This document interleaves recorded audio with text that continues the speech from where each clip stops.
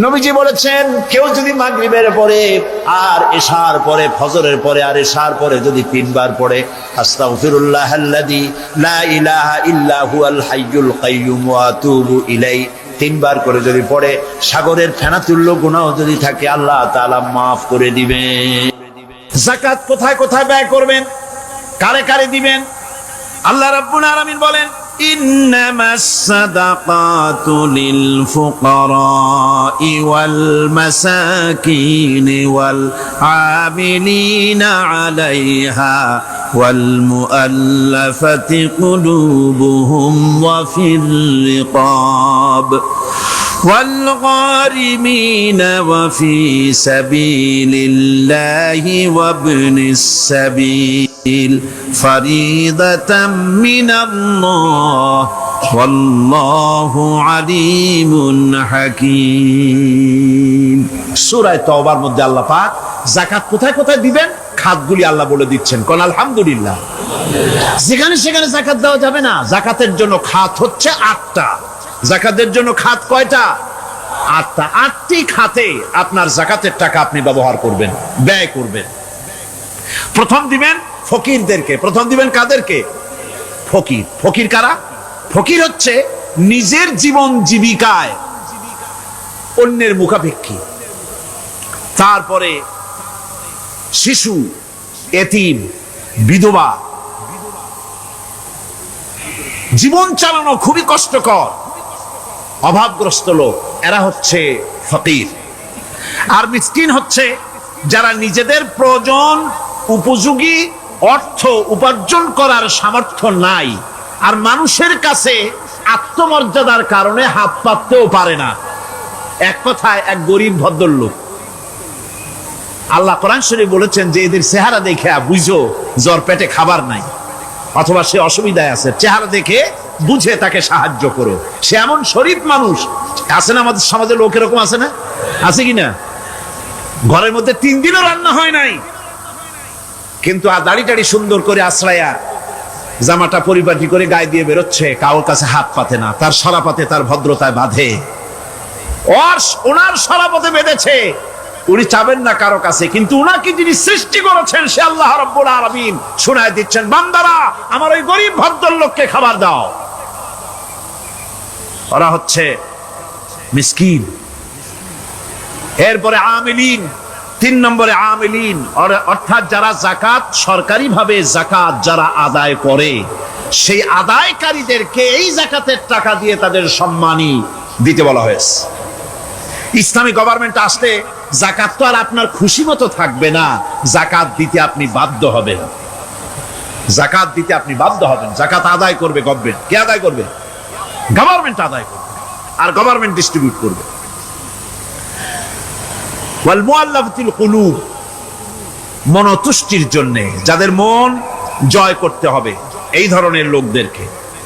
War রিকাব, আর গলদেশের মুক্তিদানের জন্য। ওয়াল গারিমিন, আর ঋণগ্রস্ত ব্যক্তি, তাও আবার এমন পর্যায়ের যে ঋণ পরিশোধ করতে গেলে যদি তার এমন অবস্থা হয় যে তার কাছে যাকাত দেওয়ার মতো টাকা থাকে না, এরকমের অবস্থা যদি হয়, তাহলে যাকাতের টাকা দিয়ে তার ঋণ পরিশোধ করে দেওয়া যেতে পারে। ফি সাবিলিল্লাহ। এরপরে হচ্ছে জিহাদের রাস্তা। জিহাদের রাস্তা মানে জিহাদ যখন শুরু হবে, সেই জিহাদের ময়দানে আপনি বন্দুক রাইফেল কিনে দেওয়ার সাহায্য করবেন সেটা নয়, কিন্তু শুধু এটাকেই বোঝানো হয় নাই। ফি সাবিলিল্লাহ বলতে বোঝানো হয়েছে আল্লাহর রাস্তায় সংগ্রামরত সব ব্যাপারে আপনি সাহায্য করবেন, ইসলামী আন্দোলনের জন্য করবেন। যারা ইসলামের জন্য বইপত্র লেখে তাদের জন্য করবেন, যদি পয়সায় কুলাতে না পারে সেখানে সাহায্য করবেন। ইসলামী আন্দোলনকে বিজয় করার জন্য সাহায্য করবেন। এক কথায় আল্লাহর রাস্তা বলতে যা বুঝায় এগুলিকে দিবেন। ইবনে সাবিল, এরপরে পথিক মুসাফির। পথিক মুসাফির সে যদি বাড়িতে ধনী থাকে, ঢাকায় ধনী, কিন্তু চট্টগ্রামে এসে সর্বহারা হয়ে গেছে, টাকা পয়সা সব লুটপাট হয়ে গেছে, এখন বাড়ি ফেরার উপায় নাই, যাকাতের টাকা দিয়ে তাকে সাহায্য করা যেতে পারে। এই 8টি খাতে এভাবে যাকাত দেওয়ার জন্য আল্লাহ খাত সৃষ্টি করেছেন। কয়টা খাত হলো? 8টা খাত। কোরআনে কারীমের 3টি আয়াতে যাকাতের কথা এভাবে বলা হয়েছে, ইয়া আইয়ুহাল্লাযীনা আমানু আনফিকু মিন তাইয়্যিবাতি মা কাসাবতুম ওয়া মিম্মা আখরাজনা লাকুম মিনাল আরদ। হে ইমানদার লোকেরা, তোমরা যে সব পবিত্র অর্থ সম্পদ উপার্জন করো সেগুলি, এবং আমি জমিন থেকে তোমাদের যে ফসল দান করি, ফসল উৎপাদন করে দেই, তার থেকে তোমরা আল্লাহর পথে খরচ করো। এগুলো 1 নম্বর আয়াত। 2 নম্বর, প্রথম আয়াত বলা হয়েছে সূরা বাকারায়, আর সূরা আনআমে বলা হচ্ছে কুলু মিন সামারিহি ইযা আসমারা ওয়া আতু হাক্কাহু ইয়াওমা হাসাদিহি। তার উৎপাদিত ফল ফসল তোমরা খাও, আর ফসলের একটি অংশ ফসল কাটার দিনেই আল্লাহর হকটা, আল্লাহর অধিকারটা আদায় করে দাও। যেদিন তোমরা ফসল কাটবে সেদিনই অধিকারটা আদায় করে দাও। এই যে একটা ফরজ, এই ফরজটা মুসলমানেরা বেমালুম ভুলে গিয়েছে। ফসলের যাকাত তারা দেয় না। ফসলের যাকাতকে বলা হয় ওশর। কি বলা হয়? ওশর। এই ওশর, এখন যদি আপনি গ্রামে গিয়া কোন শিক্ষিত লোককে যদি জিজ্ঞেস করেন, ভাই ওশর কি চেনো? সে বলবে, ভাই ওশর এটা কি জাতীয় প্রাণী, সারপোকা না তেলাপোকা না আরশোলা, আমি তো এই নামটাম তেমন শুনি টুনি নাই, বুঝবি না ওশরটা কি জিনিস। অথচ নামাজ রোজার মতোই ফরজ ওশর আদায় করা। কবে আদায় করবেন? যেদিন আপনি ফসল কাটবেন সেই দিনই ওশর আদায় করে দিবেন। পরিমাণটা কি হবে? পরিমাণ হবে আকাশের বৃষ্টির পানি দিয়ে, আকাশের বৃষ্টির পানি দিয়া যদি ফসল হয় তাহলে দিবেন 10 ভাগের 1 ভাগ। 10 মণ যদি ধান হয়, গম হয়, ডাল হয়, 1 মণ আল্লাহর অধিকার আদায় করে দিবেন। অধিকারটা কার? আল্লাহ কি করবে দিয়ে? আল্লাহর অধিকার মানে গরিবের অধিকার, গরিবের হক। এই অধিকারটা আদায় করে দাও। 10 মণ হলে কয় মণ? কি হলে? যদি আকাশের বৃষ্টির পানিতে হয়। আর যদি আপনার সেচের মাধ্যমে হয়, সেচ পরিকল্পনার মাধ্যমে পয়সা খরচ করে পেট্রোল ডিজেল লাগায়া ইঞ্জিন চালায়া পানি উঠাইয়া কষ্ট করে ফসল ফলাইছেন, তাহলে আল্লাহ পাক বলছেন 10 মণে 1 মণ দেওয়া লাগবে না, তোমার খরচ হইছে বেশি। বান্দারে, তোমার উপরে আল্লাহ পাক জুলুম করবেন না, এবার 20 মণ হলে তার থেকে 1 মণ দিও। সুবহানাল্লাহ। ওয়া মাল্লাহু বিযাল্লামিন লিল আবিদ। আল্লাহ রাব্বুল আলামিন তার বান্দার উপরে জুলুম করেন না। সুবহানাল্লাহ। কোন এইভাবে করে ওশরের যাকাতটা তোমরা ঠিকমতো আদায় করে দিও। ওশরটা দিও, ফসলের ওশর দিও, আর টাকার যাকাত দিয়ে দিও। যারা এটা দিবে না তাদের সম্পর্কে আল্লাহ পাক সূরা তাওবার ভিতরে বলেছেন, ওয়াল্লাযীনা ইয়াকনিজুনা আয-যাহাবা ওয়াল ফিদ্দাতা ওয়া লা ইউনফিকুনাহা ফী সাবিলিল্লাহি ফাবাশশিরহুম বিআযাবিন আলীম। যারা নাকি স্বর্ণ এবং রৌপ্যকে সঞ্চয় করে, জমা করে, ওয়া লা ইউনফিকুনাহা ফী সাবিলিল্লাহ, আর আল্লাহর রাস্তায় তা খরচ করে না, ফাবাশশিরহুম বিআযাবিন আলীম, তাদেরকে কঠিন পীড়াদায়ক শাস্তির সুসংবাদ দাও। পীড়াদায়ক শাস্তির কি দাও? শাস্তির কি সুসংবাদ হয় নাকি? হয়তো উচিত ছিল শাস্তির দুঃসংবাদ শোনাও, না, আল্লাহ বলছেন সুসংবাদ শোনাও। এটার দৃষ্টান্তটা আমার ভাষায় আমি মানুষকে এভাবে বুঝাই। ছেলে খুব দুষ্ট, দুষ্টামির ঠেলায় অস্থির, তার মা মোটেই সামলাতে পারছে না।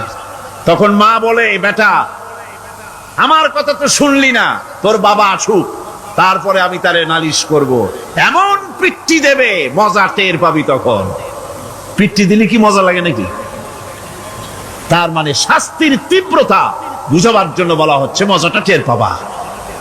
আল্লাহ রাব্বুল আলামিন বলছেন, কঠিন পীড়াদায়ক শাস্তির সুসংবাদ ওদের দাও। সোনা রূপা যারা জমা করে রাখে, যাকাত দেয় না, আল্লাহর রাস্তায় খরচ করে না, সোনা এখন পুরুষেরাও ব্যবহার করা আরম্ভ করছে। অবশ্য চিটাগংয়ে এমন কাম শুরু হয়নি। ছাত্র, শিক্ষক, অফিসার গলা একটা সোনার চেন, শীতের দিনেও সামনের বোতাম খুলে রাখে যাতে চেনটা সকলে দেখে। মিয়া সাহেব, এটা সোনার চেন না, জাহান্নামের আগুনের শিকল পড়েছ। পুরুষের জন্য এক রত্তি সোনাও হারাম। তোমার শরীরের সৌন্দর্য বাড়াবার জন্য স্বর্ণ ব্যবহার করতে পারবা না। স্বর্ণ রৌপ্য জমা করলো আর আল্লাহর রাস্তায় খরচ করলো না। রব্বুল আলামিন বলেন, ইয়াউমা ইউহমা আলাইহা ফি নারি জাহান্নামা ফাতুকওয়া বিহা জিবাহুহুম ওয়া জুনুবুহুম ওয়া যুহুরুহুম। একদিন আসবে এমন যেদিন এই সঞ্চিত ধনরাশি, সোনা দানাগুলি জাহান্নামের আগুন দিয়ে জ্বালানো হবে।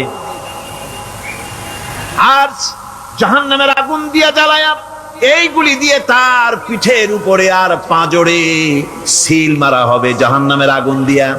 বলা হবে, হাদা মা কানাজতুম লিআনফুসিকুম ফাযুকু মা কুনতুম তাকনিজুন। মজা চাখো, স্বাদ গ্রহণ করো। এ হলো তোমার সেই সঞ্চিত সম্পদ, সঞ্চিত ধনরাশি যা তুমি জমা করেছো আর আল্লাহর রাস্তায় খরচ করনি। এখন এর শাস্তি গ্রহণ করো। সুতরাং সঞ্চয় জমা করা, সঞ্চয় করা, মাল জমা করা এক শ্রেণীর লোক আছে। আল্লাহ পাক বলছেন, আল্লাযী জামা মালান ওয়া আদ্দাদা। মাল জমা করে আর মোছে তেল মাখে। টেলিফোন করে, হ্যালো, সোনালী ব্যাংকের ম্যানেজার সাহেব নাকি? বলে, হ্যাঁ, দেখুন তো আমার ব্যালেন্সটা কত। উনি বললেন, বল্টু সাহেব, আপনার ব্যালেন্স হচ্ছে 50,77,372 টাকা 79 পয়সা।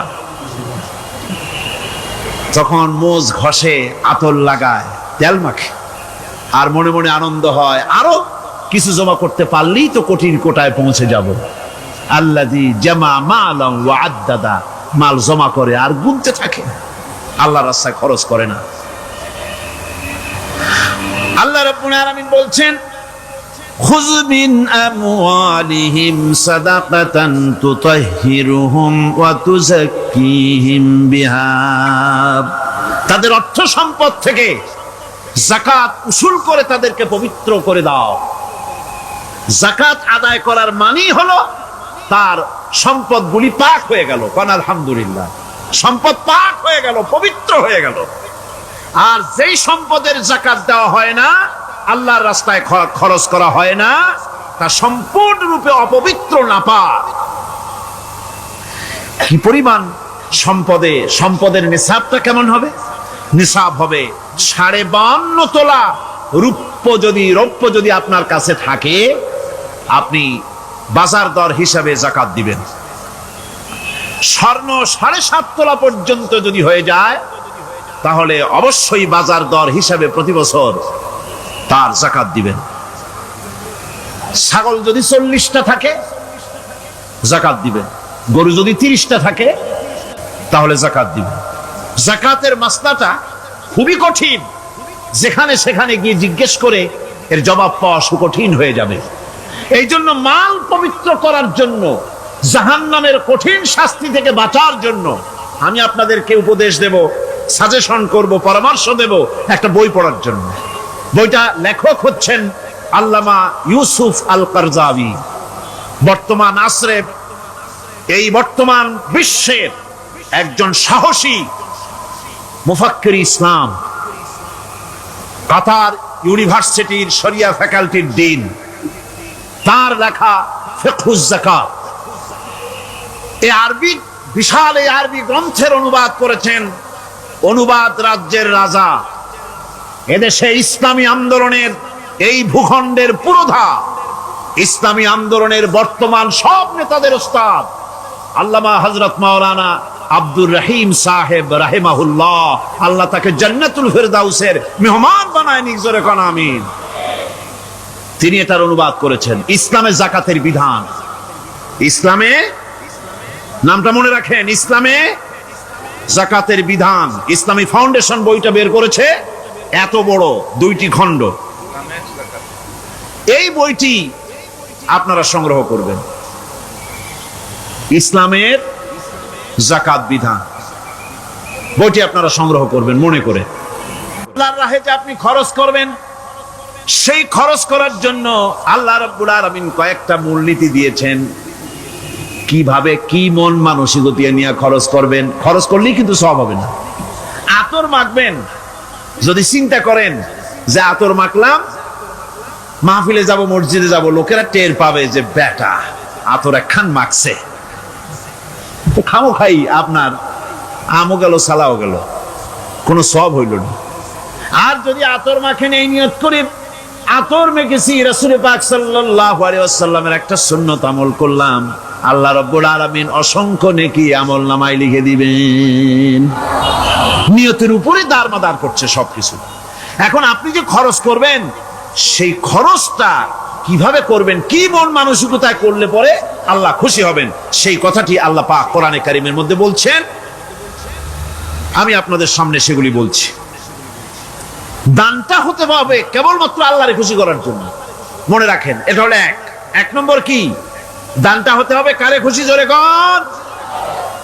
আল্লাহ পাক বলছেন, ওয়ামা তুনফিকুনা ইল্লা ইবতিগা ওয়াজহিল্লাহ, তোমরা যা কিছু খরচ করো তাতে আল্লাহর সন্তুষ্টি লাভ করা ছাড়া মনের মধ্যে অন্য কিছু যেন লক্ষ্য না থাকে। শুধুমাত্র আল্লাহর সন্তুষ্টি মনের মধ্যে তোমরা রাখবে। আর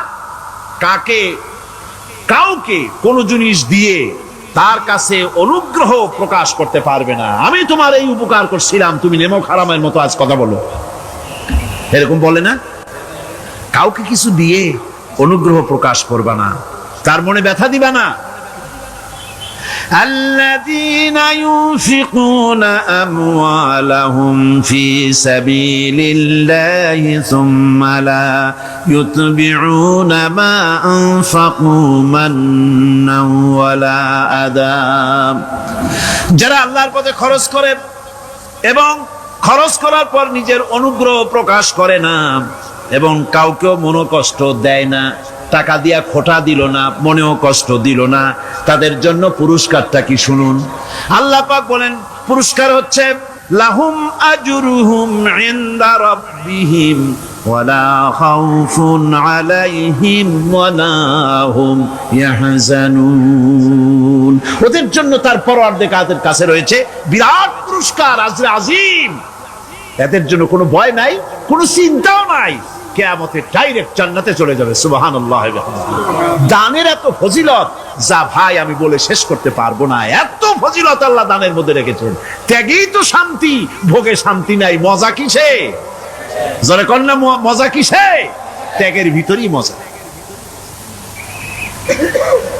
এরপরে আল্লাহ পাক বলছেন, আল্লাহর পথে 3 নম্বরে হতেছে আল্লাহর পথে যা খরচ করবা বেছে বেছে ভালো জিনিসটা দিও, বাইসা বাইসা ছেঁড়া জামাটা দিও না। পকেটে হাত দিয়া দান করবে, পকেটে হাত দিয়া হাত আর বাইর করে না।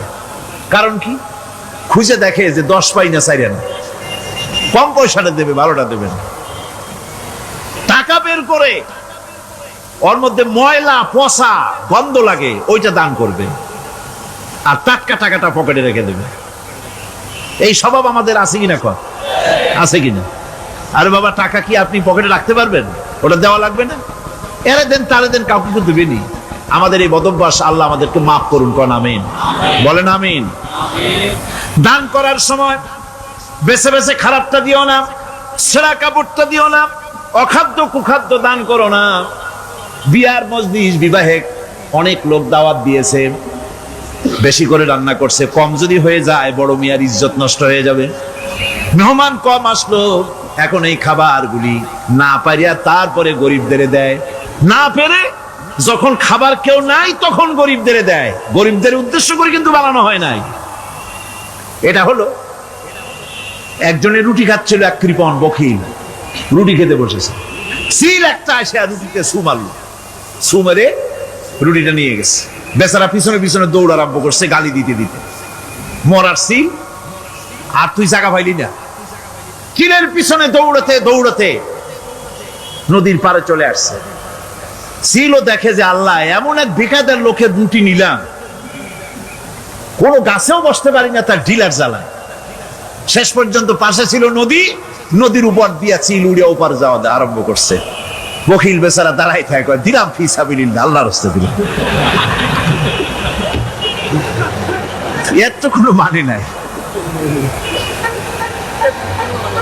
নিজে খেতে না পারে বাসি অখাদ্য কুখাদ্য এগুলি দিতে আল্লাহ পাক নিষেধ করেছেন।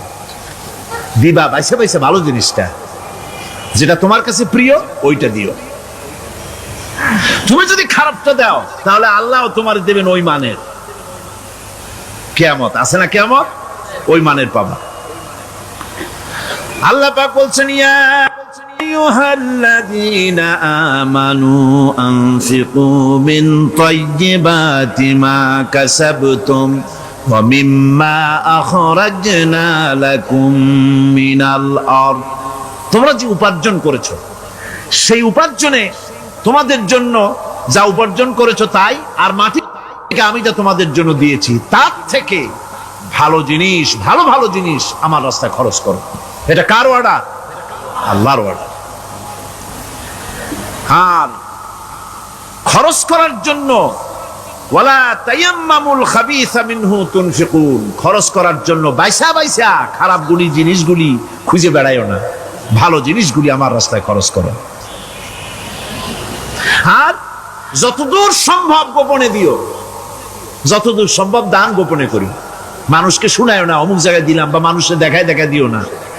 কোন কোন শহর আছে কোরবানির সময় বিরাট গরু কেনা হয়, সেই গরুর গলায় মালা দিয়া তারপরে শহরের রাস্তায় রাস্তায় ঘুরানো হয়, অমুক মিয়া সাহেব এই গরুটা কোরবানি করবে। এরকম চিটাগংয়ে হয় না, অন্য অন্য জেলায় হয়। জি, এখানেই বেশি হয়। তাই আশ্চর্য কথা। তাহলে তো উচিত, এরকম যদি উদ্দেশ্য হয় তাহলে বড় মিয়া গরুর সাথে একসাথে হাঁটা উচিত, লোকেরা বুঝুক কোন বড় মিয়া আর কোন বড় গরু। আপনি এটা করলেন কি জন্যে? এই কাজটা তো নিন্দনীয় কাজ। আর প্রতিযোগিতামূলক কোরবানি করা, প্রতিযোগিতামূলক 35,000 টাকার গরু কোরবানি করা হলো, মানে নাই। মানুষকে শুনাইয়া, মানুষকে দেখাইয়া যদি করা হয় কোনো ফল পাওয়া যাবে না। আমার বন্ধুগণ, আল্লাহ রাব্বুল আলামিন বলছেন, মানুষকে দেখাবার জন্য দান সদকা করো না। ইন তুবদুস সাদাকাতি ফানি'ম্মা হিয়া ওয়া ইন তুখফুহা ওয়া তু'তুহাল ফুকারা ফাহুয়া খায়রুল লাকুম ওয়া ইউকাফিরু আনকুম মিন সাইয়্যাতিকুম। প্রকাশ্যভাবে খরচ করলে তা ভালো, আল্লাহ পাক বলছেন প্রকাশ্যভাবে খরচ করলে তা ভালো, কিন্তু গোপনে দান করা সবথেকে উত্তম।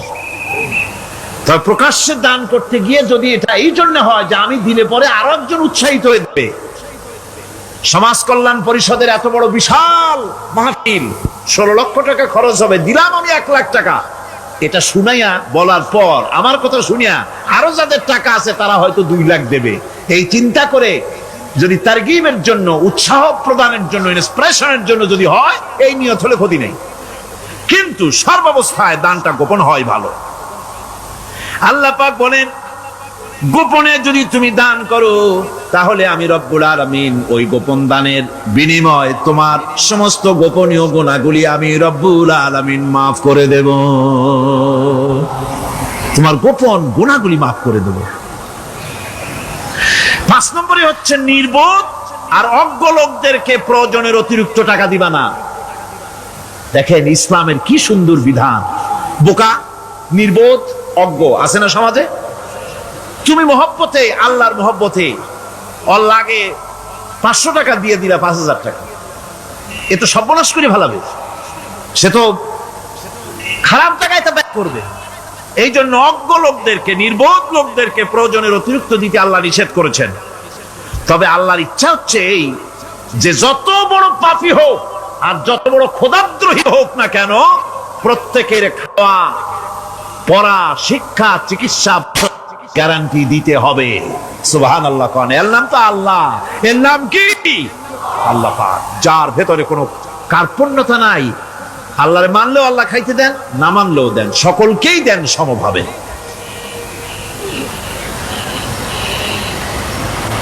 6 নম্বরে হচ্ছে কারো প্রয়োজন পূরণের জন্য যদি ধার দেওয়া হয়, যদি কাউকে ধার দেন, তা করার জন্য বারবার তাকে টাকাটা দেওয়া যাবে না। একথা শুনে যারা ঋণগ্রস্ত আছেন তারা আবার এই সুবিধাটা নিয়েন না। সামর্থ্য থাকতে যদি যার কাছ থেকে ধার এনেছেন তাকে যদি কষ্ট দেন, অবশ্যই আল্লাহর কাছে আসামি হতে হবে কিয়ামতের দিন, কোনো সন্দেহ নাই। আর যে ব্যক্তি ধার দিয়েছেন তিনি যদি বুঝতে পারেন যে এই লোকটি আসলেই নিয়ত ভালো কিন্তু দিতে পারতেছে না, তাহলে এমন লোককে বারবার টাকাটা দিতে আল্লাহ নিষেধ করেছেন। তাকে শরম দিও না, তাকে সময় দাও। وَإِنْ كَانَ ذُو عُسْرَةٍ فَنَذِرَةٌ إِلَى مَيْسَرَةٍ وَأَنْ تَصَدَّقُوا خَيْرٌ لَكُمْ إِنْ كُنْتُمْ تَعْلَمُونَ। ঋণগ্রস্ত ব্যক্তির আর্থিক অবস্থা খারাপ হলে সচ্ছল হওয়া পর্যন্ত তাকে সময় দাও, আর তাকে যদি ক্ষমা করে দিতে পারো সেটা তো অনেক ভালো কথা। আল্লাহ তোমার প্রতি রহম করবেন। যদি ক্ষমার তাকে যদি সে দিতেই পারবে না এমন অবস্থা যদি হয়, তাহলে তাকে তুমি ক্ষমা করে দিও। কিছু সংখ্যক লোক আছে যারা ধার নিয়ে আসলেই ফাঁকি দিতে চায়, আছে না এমন সমাজে? না নাই? কিছু লোক আছে ধার নেয়, ভাই দেব 1 মাসের মধ্যে, কোনো সন্দেহ নাই। 6 মাস যায় তারপরেও দেয় না, অন্য কাজ করে মিটাই, অন্য কাজ মিটায়, কিন্তু এর টাকা পরিশোধ করে না। এরকম লোকও আছে, তারা আল্লাহর কাছে দায়ী হবে।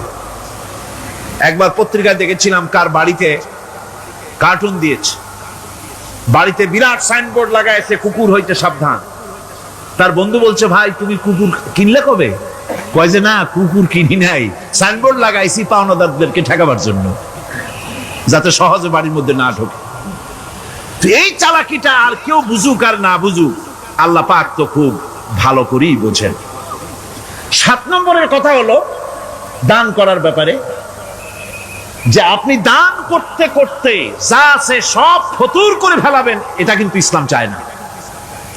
আপনার সন্তান সন্ততিকে বঞ্চিত করে, স্ত্রী পুত্রকে বঞ্চিত করে সমানে দান করবেন, ঘরে না খেয়ে থাকবেন, এই অবস্থা যেন না হয়। খরচ করবেন কি? আল্লাহ পাক বলছেন, وَيَسْأَلُونَكَ مَاذَا يُنْفِقُونَ قُلِ الْعَفْوَ। নবী আপনাকে প্রশ্ন করা হয় কি খরচ করব, আপনি বলুন প্রয়োজনের অতিরিক্ত জিনিস যেটা আছে সেটাই আল্লাহর জন্য খরচ করে দাও। তোমার প্রয়োজন যখন মিটে গেছে, ব্যাংকের মধ্যে অসংখ্য টাকা জমা রাখা খালি গুনতেছে বসে বসে, তা না করে অভাবগ্রস্ত মানুষদের প্রয়োজন মিটাও। খরচ করার ভিতরে আর খরচ না করার ভিতরে ভারসাম্য রক্ষা করতে হবে। ولا تجعل يدك مغلولة إلى عنقك ولا تبسطها كل البسط فتقعد ملوما محسورا। তোমাদের দানের হাত গুটায় একেবারে গলার সাথে বেঁধে রেখো না, আবার এমন বেশি ছেড়েও দিও না, কারণ এর ফলে তোমাকে অনুতপ্ত হওয়া লাগতে পারে, কার্পণ্যতাও না হয়, আর দিন জমের মতো দিয়ে সব ফতুরু না হয়ে যাও। দুটোর মধ্যে ব্যালেন্স হতে হবে। আর 8 নম্বরে কথা হচ্ছে যে এই দানের উপযুক্ত কারা। আপনি তো যাকাত দিবেন কাদের, সে কথা আল্লাহ বলে দিয়েছেন, আগে বলা হয়েছে না? কয়টা খাতে দিবেন? মাশাআল্লাহ, মনে আছে আপনাদের। আর এমনি সাধারণ দান সাদকা কাদেরকে দিবেন, উপযুক্ত পাত্র কারা, তার একটা লিস্ট আল্লাহ দিচ্ছেন। وبالوالدين إحسانا وبذي القربى واليتامى والمساكين والجار ذي القربى নিজের পিতামাতা, নিকট আত্মীয়, ইয়াতীম, মিসকিন এবং আত্মীয় প্রতিবেশী তাদেরকে দিবে। আমি কিন্তু এখন যাকাতের কথা বলছি না, মা বাপকে যাকাত দেওয়া যাবে না।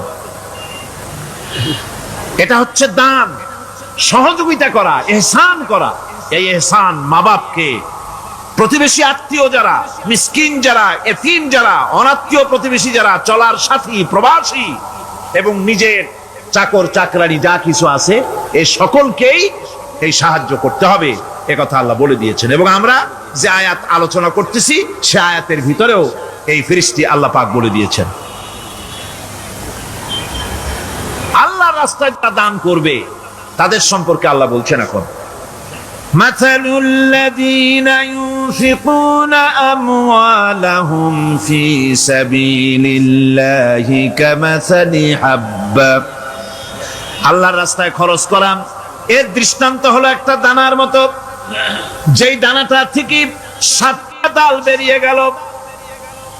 ফি কুল্লি সুমবালাতিন মিআতু হাব্বা, একটা দানা থেকে 7টা ডাল বেরোলো, এক একটা ডালে 100 করে দানা হলো, সব মিলাইয়া 700 দানা হয়ে গেল। ওয়াল্লাহু ইউদাইফু লিমান ইয়াশা ওয়াল্লাহু ওয়াসিউন আলীম।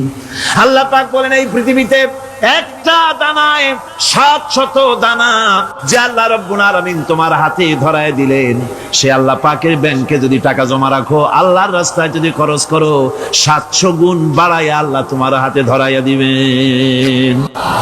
আল্লাহু ইউদাইফু লিমান ইয়াশা, আর আল্লাহ ইচ্ছে করলে এর থেকেও বেশি তোমাকে দান করবেন। সুবহানাল্লাহ কোন জোরে। আর এই দান করতে হবে মরার আগে।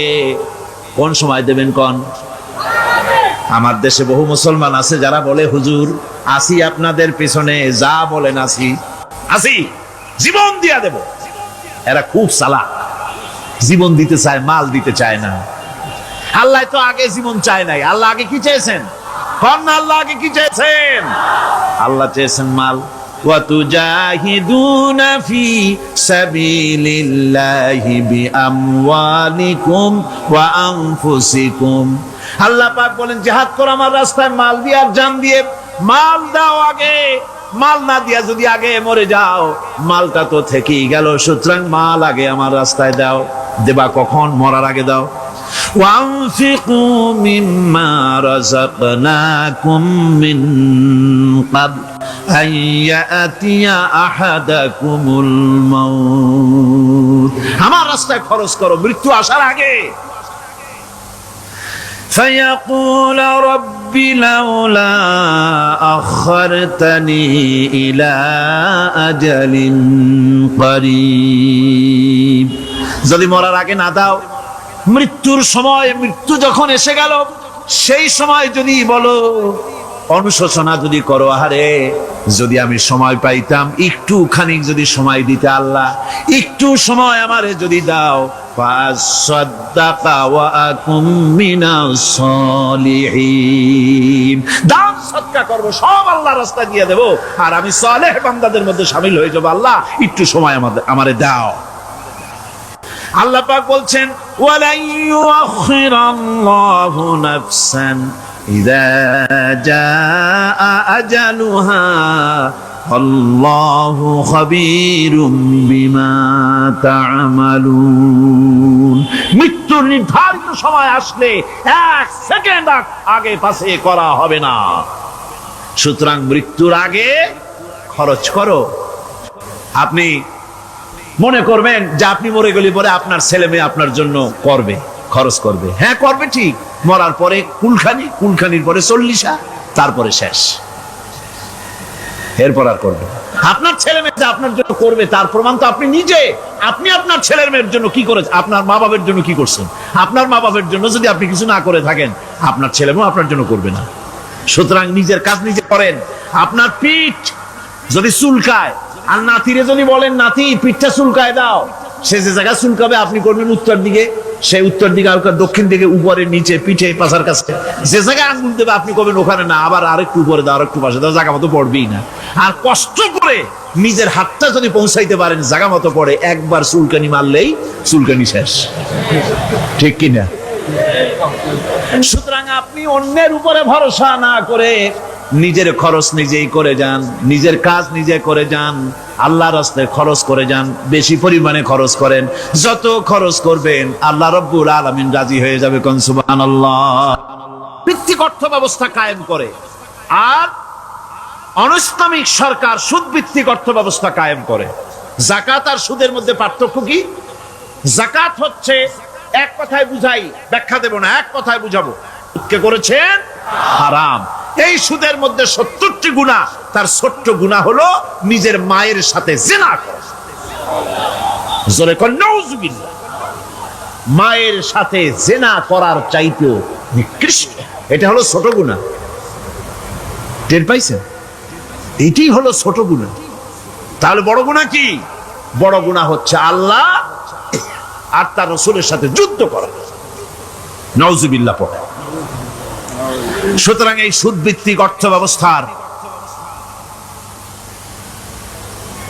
এই সুদ ভিত্তিক অর্থ ব্যবস্থাকে নির্মূল করে দিয়ে ইসলাম যাকাত ভিত্তিক অর্থ ব্যবস্থা কায়েম করেছিল, যার ফলে মানুষ খেয়ে পরে সুখে শান্তিতে বসবাস করেছে। চুরি নাই, ডাকাতি নাই, জেনা নাই, ব্যভিচার নাই, হত্যা নাই, ধর্ষণ নাই। এমন এক সময় এসেছিল কোরআনে কারিমের বরকতে, যাকাত ভিত্তিক অর্থনীতির বরকতে, এমন এক সময় এসেছিল ময়দানে ঢোল পিটানো হতো বাজারে বাজারে, যাকাত কে নেবে, যাকাত কে নেবে, যাকাত কে নেবে। একজন মানুষও খুঁজে পাওয়া যায় নাই যে বলবে যাকাত আমার দরকার। গল্প করলাম? এটা কি গল্প? এটা বাস্তব। হযরত ওমর বিন আব্দুল আজিজ রাহমাতুল্লাহ আলাইহির জামানায় সদকার টাকা নিয়ে 3টি দিন একজন ঘুরেছেন গ্রামে গ্রামে, ময়দানে ময়দানে। একটা গরিব খুঁজতেছেন সদকার টাকা দেবে, গরিব খুঁজে পাওয়া যায় না। ক্লান্ত শ্রান্ত হয়ে মরুদ্যানের ভিতরে আরাম করতেছেন, এমন সেখানে আরেকটা লোক আসছে, ধুলা মলিন বড় একটা বস্কা তার সাথে। এই লোকটি তার কাছে গিয়ে বলছে, ভাই আল্লাহ আপনারে আমারে মিলাই দিছে, 3 দিন পর্যন্ত ঘুরেছি কিছু সদকার টাকা নিয়া, এত বড় দেশের এত জায়গা ঘুরলাম, একটা গরিব পাই নাই যে তারে দেব, আল্লাহ আপনারে মিলাই দিছে, নেন এই টাকাগুলা। কয় যে তোমার মাথা খারাপ না স্কুল উঠিলা? তুমি কি মনে করছো আমার এই বস্কার মধ্যে ছেঁড়া খাতা? তোমার টুপলায় যে টাকা আছে আমার বস্তায় তার থেকে অনেক বেশি টাকা আছে। তুমি ঘুরতেছো 3 দিন, আমি ঘুরতেছি সপ্তাহকাল, একটা ভিক্ষুক পাই নাই। এটা কিসের বরকতে? ইসলামী অর্থনীতির বরকতে। যখন কিসের বরকতে? কপাল পোড়া জাতি, কপাল পোড়া জাতি। সেই বরকতপূর্ণ সমাজ ব্যবস্থার দিকে না গিয়ে কোন নেতা কোন নেত্রী কি কইল সেদিকে দৌড়ায়, সেদিকেই দৌড়ায় পাগলের মতো। হেমিলেনের বংশীবাদক বাঁশি বাজায় চললো, আর ইঁদুর বাদর সব পিছনে ছুটলো। এর কোনো মানে হয় না। যাকাত হচ্ছে পবিত্র করে দেওয়া। নামাজের পর ইসলামের সবচাইতে গুরুত্বপূর্ণ ব্যাপার হলো নামাজ। নামাজের পরেই গুরুত্বপূর্ণ ব্যাপার হচ্ছে যাকাত। আর ইবাদতের বেলায় সাধারণত নামাজের পরে আমরা রোজা বলি, নামাজ রোজা, কিন্তু আসল কথা হচ্ছে নামাজের পরেই যাকাত। কোরআনে কারিমে এভাবেই বলা হয়েছে। নামাজ এবং যাকাত এই দুটি জিনিস হচ্ছে ইসলামের প্রধান স্তম্ভ। ইসলামী রাষ্ট্র যদি হয়, যদি দেশটা ইসলামী রাষ্ট্র হয়ে যায়, তাহলে মুমিনরা যদি ক্ষমতায় আসে তাহলে কি কাজ করবে? আল্লাহ রাব্বুল আলামিন কোরআনে কারীমের মধ্যে বলেছেন, আল্লাযীনা ইম্মাক্কান্নাহুম ফিল আরদি আকামুস সালাত ওয়া আতাউজ যাকাত। আমার মুমিন বান্দারা যদি ক্ষমতায় আসে, মুমিনরা যদি ক্ষমতা পায়, তাহলে 4খানা কাজ করবে। কয়খান কাজ? জোরে চিল্লায় কোন কয় খান? প্রথম কাজ ক্ষমতায় এসেই নামাজ প্রতিষ্ঠা করবে। প্রথম কাজ কি? নামাজ প্রতিষ্ঠা করবে। সে নামাজের কথা বলবো কালকে। 2 নম্বরের কাজ হলো যাকাত আদায় করবে। 2 নম্বরের কাজ কি? যাকাত আদায় করবে। যাকাত বোর্ড গঠন করবে না, যাকাত আদায় করবে। যে সরকার নামাজ প্রতিষ্ঠা করে না, সে সরকারের যাকাত বোর্ড করে যাকাত আদায় করার অধিকার থাকার কথা নয়। সুবিধাবাদ জিন্দাবাদ দিলে তো চলবে না। যাকাতের টাকা নিয়ে করেন কল্যাণমূলক কাজ, কিন্তু আল্লাহর হুকুম তো সেরকম না। আল্লাহর প্রথম হুকুম হলো নামাজ প্রতিষ্ঠা করতে হবে, তারপরে যাকাত আদায় করতে হবে। কোরআন শরীফ খোলার সাথে সাথে যে জিনিসটা নজরে পড়ে সেটা কি? কোরআনে কারীম খোলার সঙ্গে সঙ্গে যে জিনিসটি নজর পড়ে তা হলো আলিফ লাম মিম যালিকাল কিতাবু লা রাইবা ফীহি হুদাল লিল মুত্তাকিন আল্লাযীনা ইউমিনুনা বিল গায়বি ওয়া ইউকিমুনাস সালাতা ওয়া মিম্মা রাযাকনাহুম ইউনফিকুন। এই কিতাবের মধ্যে কোনো সন্দেহ নাই, মুত্তাকিনদের জন্য এই কিতাব হেদায়েতের জন্য এসেছে। আর মুত্তাকি হচ্ছে তারা যারা নাকি গায়েবের প্রতি ঈমান আনে, অদৃশ্যকে বিশ্বাস করে, নামাজকে প্রতিষ্ঠা করে, আর আমি যে রিজিক দিয়েছি তার দ্বারা আমার রাস্তায় খরচ করে। ইসলাম নামাজের পরই যাকাতের জায়গাটা দিয়েছে। যেখানেই আছে আকিমুস সালাত, সেখানেই আছে ওয়াতুজ যাকাত।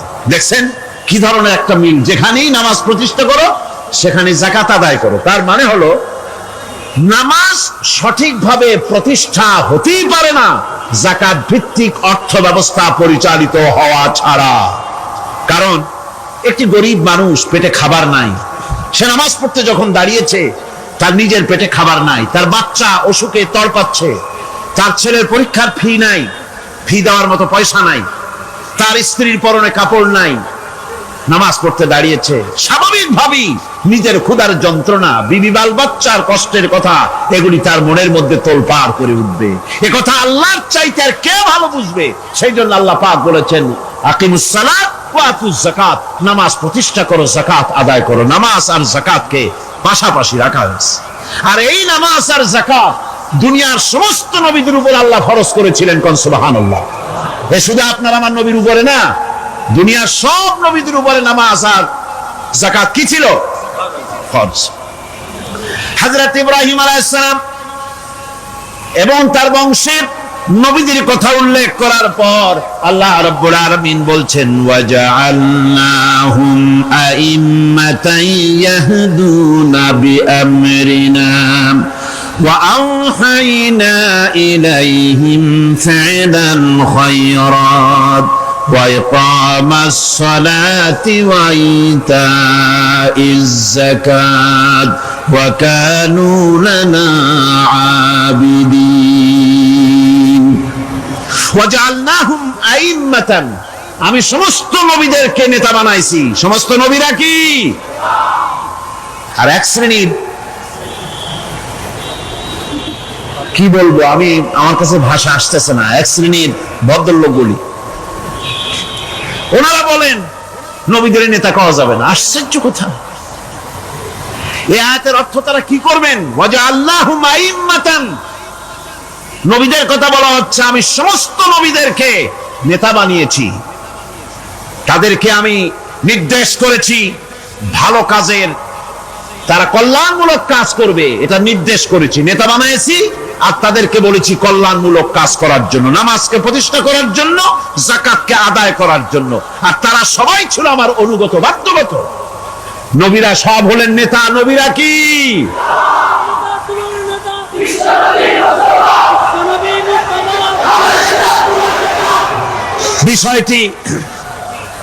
বিষয়টি ওনারা বুঝতে চান না, বিষয়টি ওনারা বুঝতে চান না, তাই নবীকে ওনারা নেতা বলতে চান না। বাংলায় আপত্তি করেন, সাইয়েদেনা বলতে আপত্তি করেন না। সাইয়েদেনা মানেই তো আমাদের নেতা। দরুদ শরীফ পড়লি তো আল্লাহুম্মা সাল্লি আলা সাইয়্যিদিনা বলি, মানেই হলো আমাদের নেতা। ইংরেজিতে বললে অসুবিধা নাই, উর্দুতে বললে অসুবিধা নাই, আরবিতে বললে অসুবিধা নাই, বাংলায় নেতা বললেই অসুবিধা। কেন হইল? কারা জানি স্লোগান দেয় অমুক আমার নেতা, তোমার নেতা অমুক তমুক, সেই জন্য হুজুর সাল্লাল্লাহু আলাইহি ওয়াসাল্লাম নেতা কওয়া যাবে না। একটা কথা হইল, রাসূল করিম সাল্লাল্লাহু আলাইহি ওয়াসাল্লাম নবীরাই যদি নেতা না হন, তাহলে নবীরা কি অনুসারী? নাউযুবিল্লাহি মিন যালিক। রাসূলকে বলা হয় ইমামুল মুরসালিন। আমাদের হুজুরকে কি বলা হয়? আমাদের রাসূলকে কি বলা হয়? ইমামুল মুরসালিন। মানে কি? সমস্ত নবীদের নিয়ে উনি নামাজের, সমস্ত নবীর একটা মসজিদে নামাজ পড়তেন, উনি সেখানে ইমামতি করতেন নাকি? না, সমস্ত নবীদের তিনি ইমাম, নেতা। সুবহানাল্লাহ। সুতরাং এটা এক ধরনের মূর্খতা। আল্লাহ পাক বলছেন, আমি সমস্ত নবীদেরকে নেতা হিসাবে পৃথিবীতে প্রেরণ করেছি। তারা হচ্ছেন নেতা, তাদেরকে আমি হেদায়েত দিয়েছি, আমি হুকুম করেছি, ওহীর মাধ্যমে জনকল্যাণমূলক কাজ তোমরা করো, নামাজ প্রতিষ্ঠা করো, কল্যাণমূলক কাজ করো, ফেলাল খায়রাত, কল্যাণমূলক কাজ করো, আর নামাজ প্রতিষ্ঠা করো, যাকাতকে আদায় করো। আর তার সবাই ছিল আমার বাধ্যবাধকতা। ইসমাঈল আলাইহিস সালাম সম্পর্কে বলা হয়েছে, وَكَانَ يَأْمُرُ أَهْلَهُ بِالصَّلَاةِ وَالزَّكَاةِ وَكَانَ عِندَ رَبِّهِ مَرْضِيًّا। সে তার স্বজনদেরকে নামাজের হুকুম করত, নামাজের এবং যাকাতের নির্দেশ দিতেন হযরত ইসমাঈল আলাইহিস সালাম। আর তিনি ছিলেন বিশেষ মর্যাদার অধিকারী। মুসা আলাইহিস সালাম এবং তার কওমকে আল্লাহ পাক এই অর্ডার দিয়েছিলেন। মুসা আলাইহিস সালাম বলেছিলেন, আয় আল্লাহ, আমার কওমকে যেন তুমি গজব দিও না, তাদেরকে তুমি শাস্তি দিও না। আল্লাহ পাক হযরত মুসা আলাইহিস সালামের এই প্রার্থনার জবাবে আল্লাহ পাক বললেন, আযাবি উসিবু বিহি মান আশাউ ওয়া রাহমাতি ওয়াসিআত কুল্লা শাই। আমি যাকে চাইবো আমার আযাবে নিক্ষেপ করব, তবে সকল জিনিসের উপর আমার রহমত পরিবেষ্টিত আছে। তবে হ্যাঁ, ফাসাকতুবুহা লিল্লাযীনা ইয়াত্তাকুনা ওয়া ইউতুনাজ যাকাতা ওয়াল্লাযীনা হুম বিআয়াতিনা ইউমিনুন। আমি এই রহমত কেবলমাত্র তাদের জন্য লিখে রাখবো যারা নাকি নামাজ প্রতিষ্ঠা করবে আর যারা যাকাত আদায় করবে, আমি তাদেরকে আমার গজব থেকে বাঁচাইয়া দেব। যাকাত যারা আদায় করবে আমি তাদেরকে আমার শাস্তি থেকে, গজব থেকে রক্ষা করব। রাসূল করিম সাল্লাল্লাহু আলাইহি ওয়াসাল্লামের পূর্বে শেষ নবী হচ্ছেন হযরত ঈসা আলাইহিস সালাম। তাকে আল্লাহ পাক এই অর্ডারই করেছেন। কোরআনে কারীমে বলা হচ্ছে, ওয়াজআলানি মুবারাকান আইনামা কুনতু ওয়া আওসানি বিস-সালাতি ওয়াজ-যাকাতি মা দুমতু হাইয়্যা। আমি যেখানেই থাকি না কেন আমাকে অর্ডার করা হয়েছে, যতদিন বেঁচে থাকবো আমি ততদিন যেন আমি নামাজ আদায় করি আর যাকাত দেই। ঈসা আলাইহিস সালাম বলছেন, আল্লাহ পাক আমার উপরে নির্দেশ করেছেন, আমি যেখানেই থাকি আর যতদিন বাঁচি আমাকে নামাজ আর যাকাত এই দুটি জিনিস সম্পর্কে আল্লাহ পাক আমাকে আদেশ করেছেন। এখন যাকাত দিতে হবে, গুরুত্বপূর্ণ ব্যাপার। মানুষেরা অবহেলায় যাকাত থেকে নিজেকে বঞ্চিত রেখেছে, মাহরুম রেখেছে এত বড় একটি নিয়ামত থেকে। সমাজকে মাহরুম করছে, যাকাত দিচ্ছেন।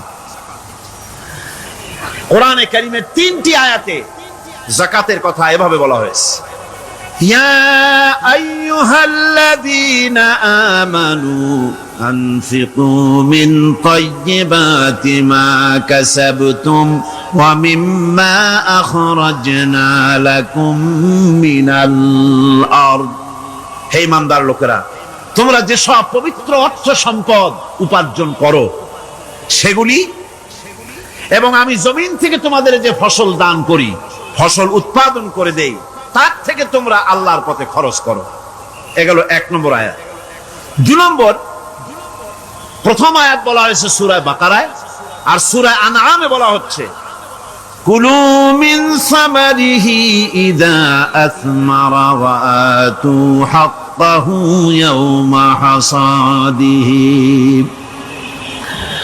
তার উৎপাদিত ফল ফসল তোমরা খাও, আর ফসলের একটি অংশ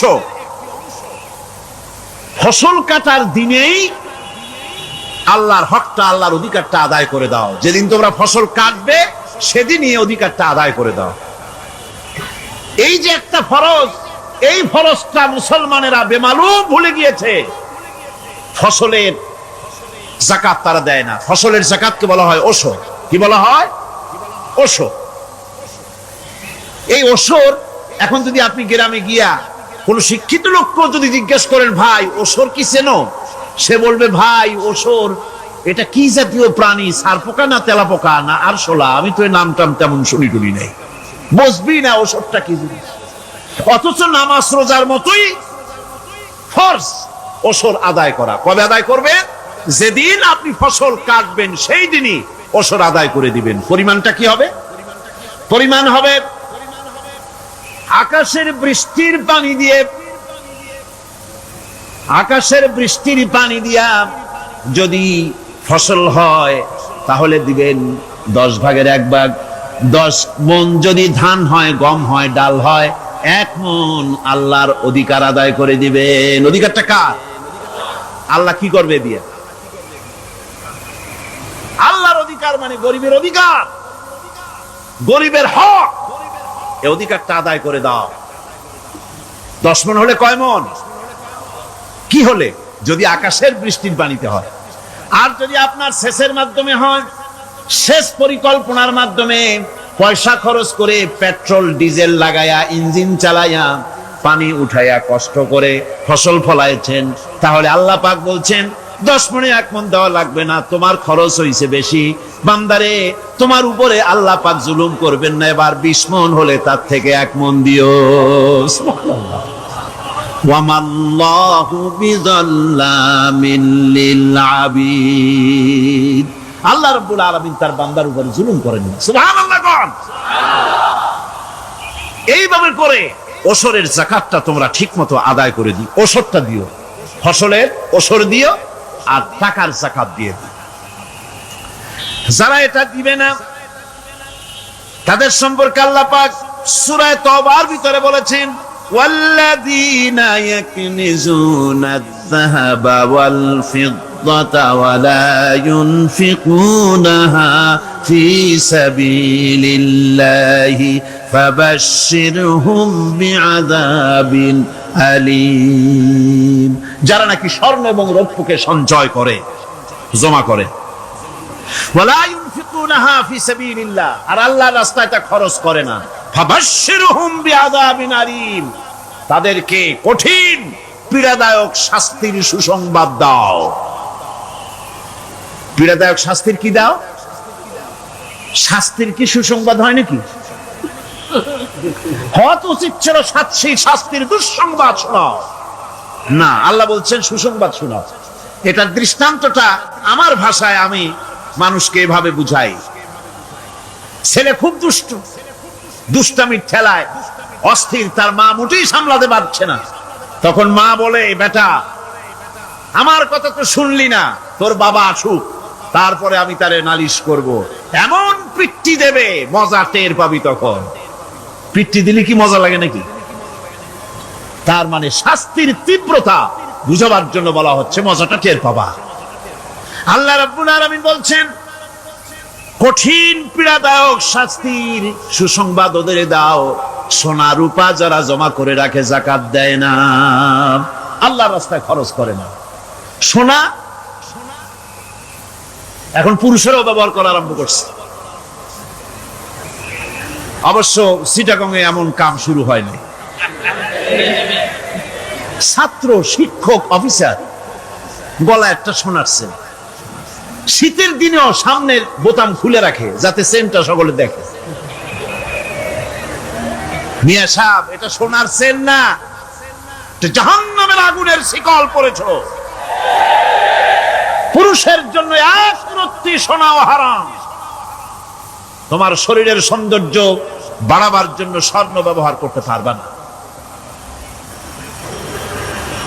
স্বর্ণ রৌপ্য জমা করলো আর আল্লাহর রাস্তায় খরচ করলো না। রব্বুল আলামিন বলেন, ইয়াউমা ইউহমা আলাইহা ফি নারি জাহান্নামা ফাতুকওয়া বিহা জিবাহুহুম ওয়া জুনুবুহুম ওয়া দুহুরুহুম। একদিন আসবে এমন যেদিন এই সঞ্চিত ধনরাশি সোনা দানাগুলি জাহান্নামের আগুন দিয়ে জ্বালানো হবে। আর জাহান্নামের আগুন দিয়ে জ্বালায়া এইগুলি দিয়ে তার পিঠের উপরে আর পাঁজরে সিল মারা হবে জাহান্নামের আগুন দিয়া। বলা হবে, হাদা মা কানাজতুম লিআনফুসিকুম ফাযুকু মা কুনতুম তাকনিজুন। মজা চাখো, স্বাদ গ্রহণ করো।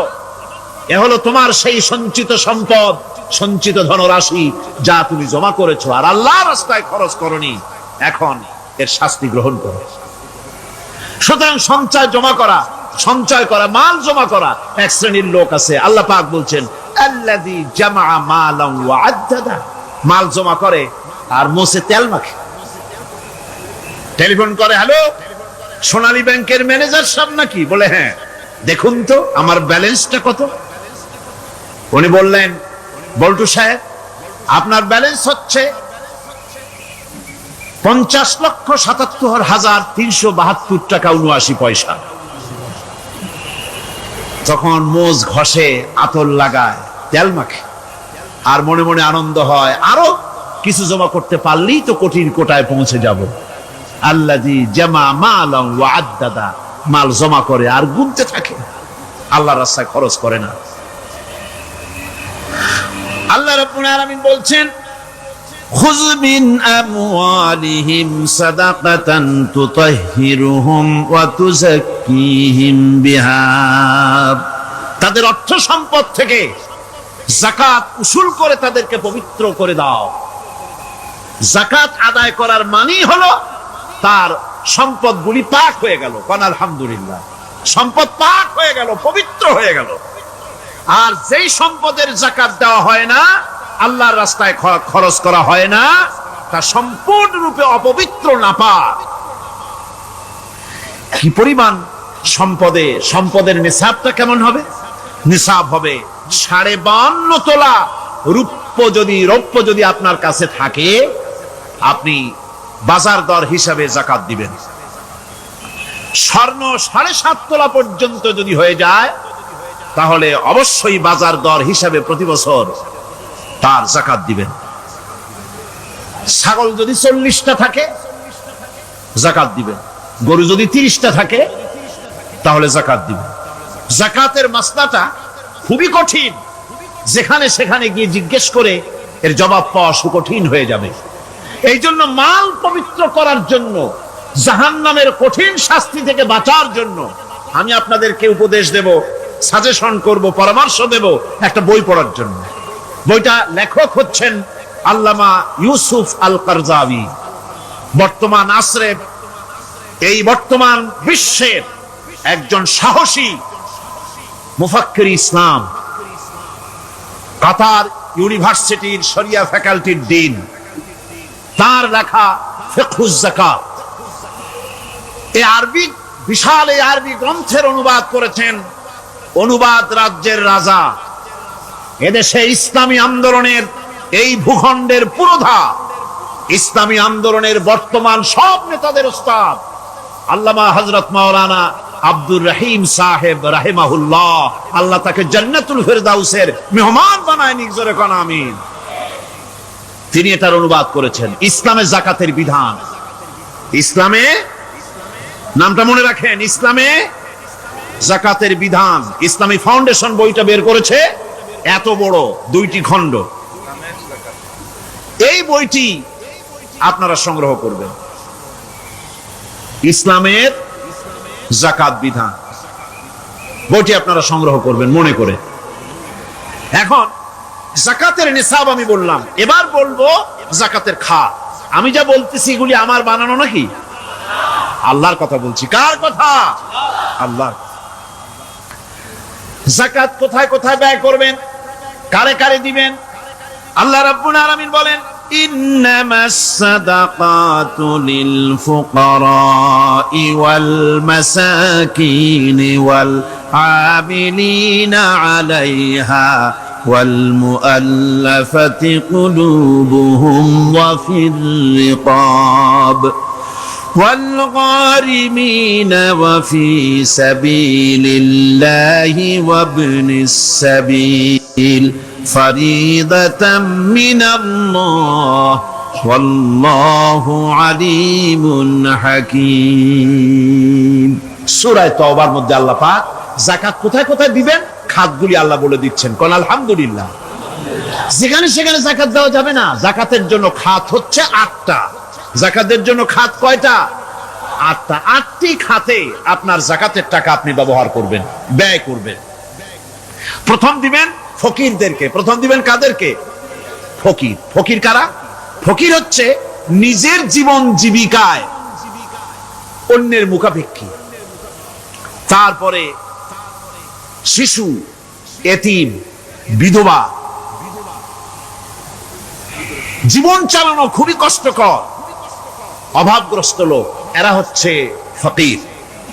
আর মিসকিন হচ্ছে যারা নিজেদের প্রয়োজন উপযোগী অর্থ উপার্জন করার সামর্থ্য নাই, আর মানুষের কাছে আত্মমর্যাদার কারণে হাত পাততেও পারে না। এক কথায় এক গরিব ভদ্রলোক। আল্লাহ কোরআন শরীফে বলেছেন যে এদের চেহারা দেখে বুঝো জ্বর পেটে খাবার নাই, অথবা সে অসুবিধায় আছে, চেহারা দেখে বুঝে তাকে সাহায্য করো। সে এমন শরীফ মানুষ আছে না আমাদের সমাজে? লোক এরকম আছে না? আছে কিনা? ঘরের মধ্যে 3 দিনও রান্না হয় নাই, কিন্তু আর দাড়ি টাড়ি সুন্দর করে আশ্রায়া জামাটা পরিপাটি করে গায়ে দিয়ে বেরোচ্ছে, কারোর কাছে হাত পাতে না, তার সরাপাতে তার ভদ্রতায় বাঁধে। ওনার সরাপথে বেঁধেছে, উনি চাবেন না কারো কাছে, কিন্তু উনাকে যিনি সৃষ্টি করেছেন সে আল্লাহ রাব্বুল আলামিন শোনায় দিচ্ছেন, বান্দারা আমার ওই গরিব ভদ্রলোককে খাবার দাও। ওরা হচ্ছে মিসকিন। এরপরে আমিলিন, 3 নম্বরে আমিলিন, অর্থাৎ যারা যাকাত সরকারি ভাবে যাকাত যারা আদায় করে, সেই আদায়কারীদেরকে এই যাকাতের টাকা দিয়ে তাদের সম্মানী দিতে বলা হয়েছে। ইসলামী গভর্নমেন্ট আসলে যাকাত তো আর আপনার খুশি মতো থাকবে না, যাকাত দিতে আপনি বাধ্য হবেন। যাকাত দিতে আপনি বাধ্য হবেন। যাকাত আদায় করবে গভর্নমেন্ট। কে আদায় করবে? গভর্নমেন্ট আদায় করবে, আর গভর্নমেন্ট ডিস্ট্রিবিউট করবে। ওয়াল মুআল্লাফাতিল কুলুব, মনতুষ্টির জন্য, যাদের মন জয় করতে হবে, এই ধরনের লোকদেরকে। ওয়ার রিকাব, আর গলদেশের মুক্তিদানের জন্য। ওয়াল গারিমিন, আর ঋণগ্রস্ত ব্যক্তি। তা আবার এমন পর্যায়ের যে ঋণ পরিশোধ করতে গেলে যদি তার এমন অবস্থা হয় যে তার কাছে যাকাত দেওয়ার মতো টাকা থাকে না, এরকমের অবস্থা যদি হয়, তাহলে যাকাতের টাকা দিয়ে তার ঋণ পরিশোধ করে দেওয়া যেতে পারে। ফি সাবিলিল্লাহ। এরপরে হচ্ছে জিহাদের রাস্তা। জিহাদের রাস্তা মানে জিহাদ যখন শুরু হবে, সেই জিহাদের ময়দানে আপনি বন্দুক রাইফেল কিনে দেওয়ার সাহায্য করবেন, সেটা নয়। কিন্তু শুধু এটাকেই বোঝানো হয় নাই। ফি সাবিলিল্লাহ বলতে বোঝানো হয়েছে আল্লাহর রাস্তায় সংগ্রামরত সব ব্যাপারে আপনি সাহায্য করবেন, ইসলামী আন্দোলনের জন্য করবেন। যারা ইসলামের জন্য বইপত্র লেখে তাদের জন্য করবেন, যদি পয়সায় কুলাতে না পারে সেখানে সাহায্য করবেন। ইসলামী আন্দোলনকে বিজয় করার জন্য সাহায্য করবেন। এক কথায় আল্লাহর রাস্তা বলতে যা বুঝায় এগুলিকে দিবেন। ইবনে সাবিল, এরপরে পথিক মুসাফির। পথিক মুসাফির সে যদি বাড়িতে ধনী থাকে, ঢাকায় ধনী, কিন্তু চট্টগ্রামে এসে সর্বহারা হয়ে গেছে, টাকা পয়সা সব লুটপাট হয়ে গেছে, এখন বাড়ি ফেরার উপায় নাই, যাকাতের টাকা দিয়ে তাকে সাহায্য করা যেতে পারে। এই 8টি খাতে এভাবে যাকাত দেওয়ার জন্য আল্লাহ খাত সৃষ্টি করেছেন। কয়টা খাত হলো? 8টা খাত। ইসলাম যাকাত ভিত্তিক অর্থ ব্যবস্থা কায়েম করে, আর অনিসলামিক সরকার সুদ ভিত্তিক অর্থ ব্যবস্থা কায়েম করে। যাকাত আর সুদের মধ্যে পার্থক্য কি? যাকাত হচ্ছে, এক কথায় বুঝাই, ব্যাখ্যা দেব না, এক কথায় বুঝাবো। যাকাত হচ্ছে ধনীদের কাছ থেকে নেও, গরিবদেরকে দাও। আবার শুনুন, যাকাত হচ্ছে ধনীদের কাছ থেকে নাও, গরিবদেরকে দাও। আর সুদ হচ্ছে গরিবদের কাছ থেকে নাও, ধনীদেরকে দাও। টাকায় টাকা টানে। একজনে শুনছিল টাকায় টাকা টানে, সে মনে করলো কেমনে টাকায় টাকা টানে। তারপরে সে এক ব্যাংকের সামনে গিয়ে অনেক টাকার মধ্যে নিজের একটা টাকা ছুঁড়ে মেরেছে। ঘন্টা 2 দাঁড়ায় আছে, দেখে যে তার টাকা আসে না। তখন ব্যাংকের দারোয়ান এসে পিছন থেকে গলাটা ঠেসে ধরছে, বেটা তুমি চোর নাকি, না হাইজাকার, না মাস্তান, না সাদাবাজ?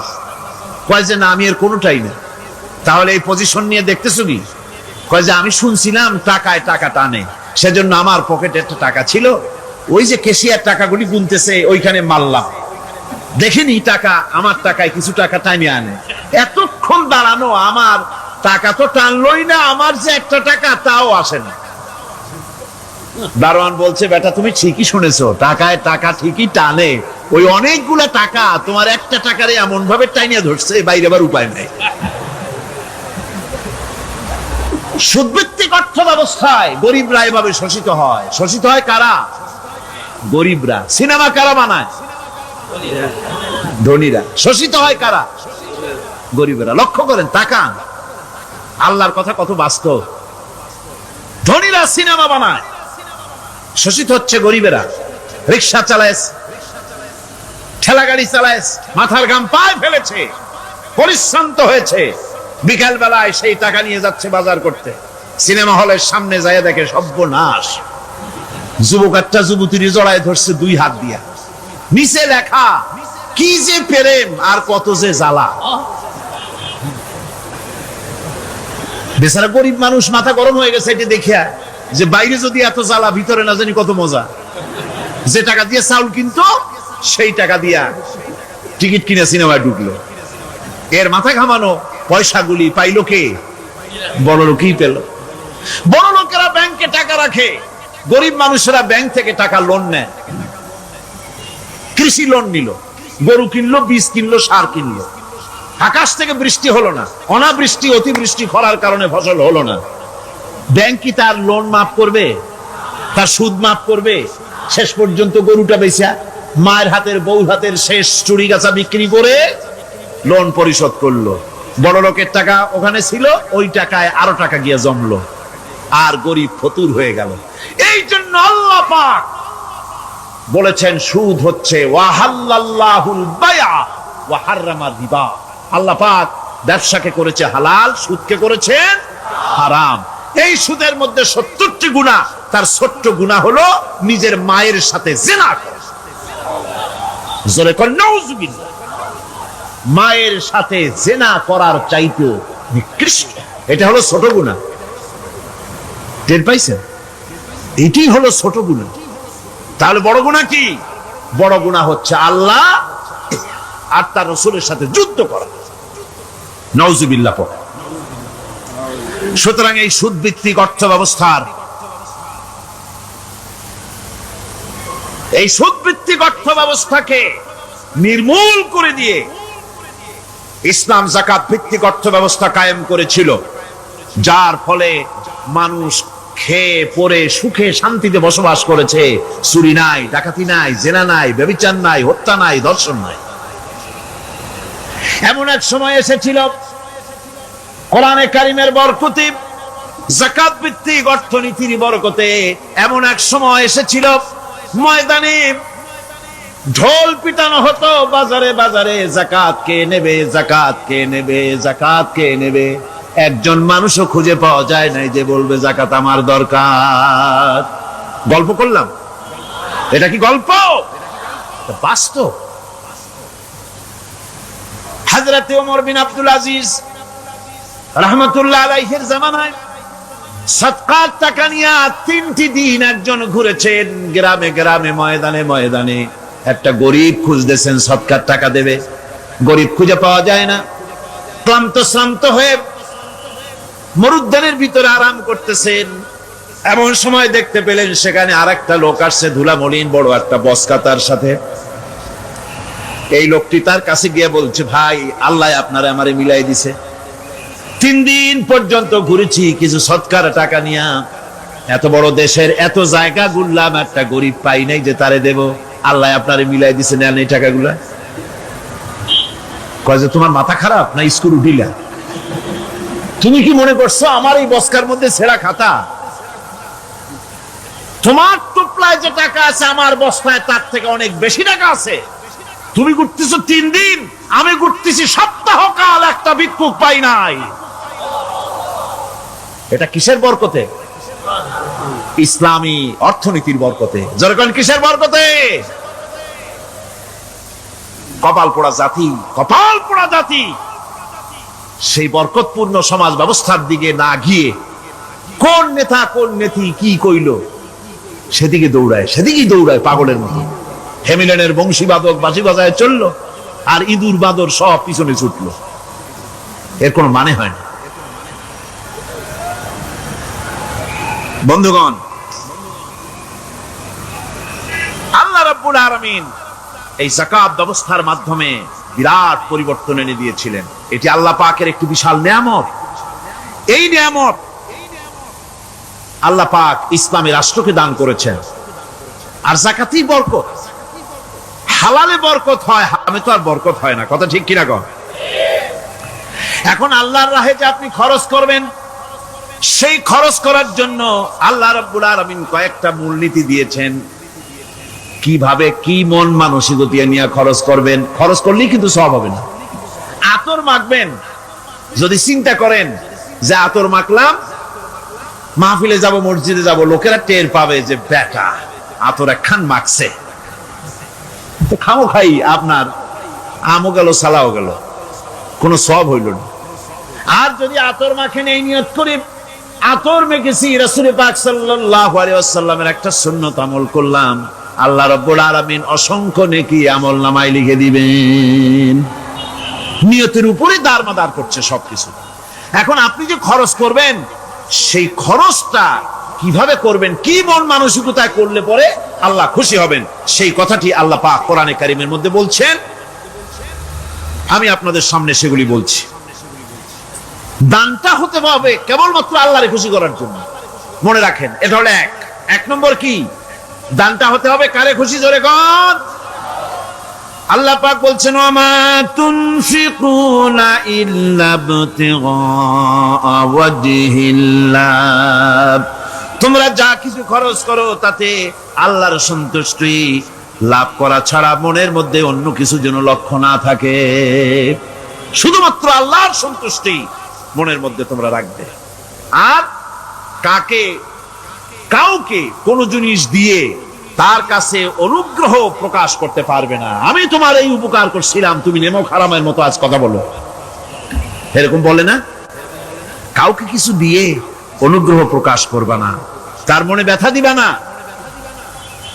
الذين ينفقون أموالهم في سبيل الله ثم لا يتبعون ما أنفقوا منا ولا أذى, যারা আল্লাহর পথে খরচ করেন এবং খরচ করার পর নিজের অনুগ্রহ প্রকাশ করে না এবং কাউকেও মনো কষ্ট দেয় না, টাকা দিয়া খোটা দিল না, মনেও কষ্ট দিল না, তাদের জন্য পুরস্কারটা কি শুনুন।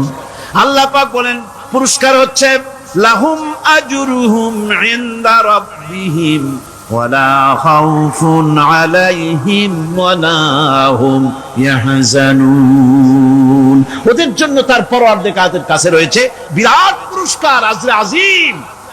এদের জন্য কোনো ভয় নাই, কোনো চিন্তাও নাই, কিয়ামতে ডাইরেক্ট জান্নাতে চলে যাবে। সুবহানাল্লাহ। দানের এত ফজিলত যা ভাই আমি বলে শেষ করতে পারবো না। এত ফজিলত আল্লাহ দানের মধ্যে রেখেছেন। ত্যাগেই তো শান্তি, ভোগে শান্তি নাই, মজা কিসে? জলে কন্যা মজা কিসে? ত্যাগের ভিতরই মজা।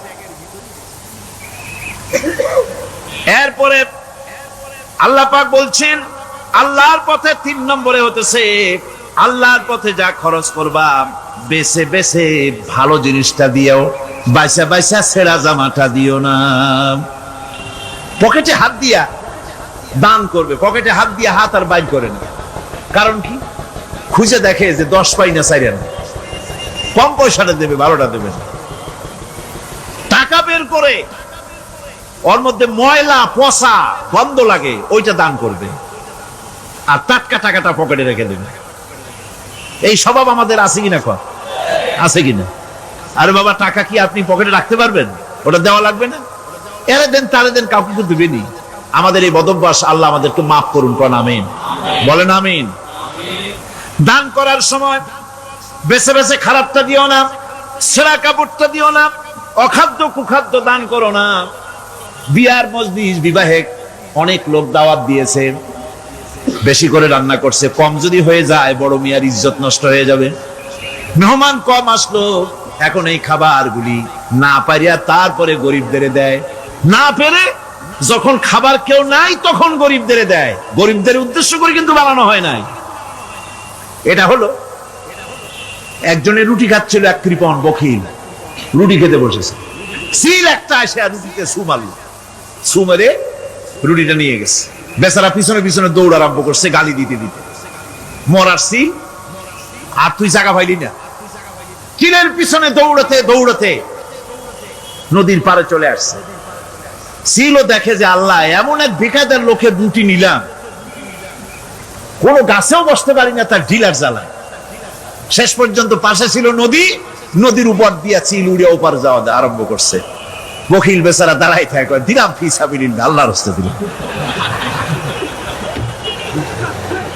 এর তো কোনো মানে নাই।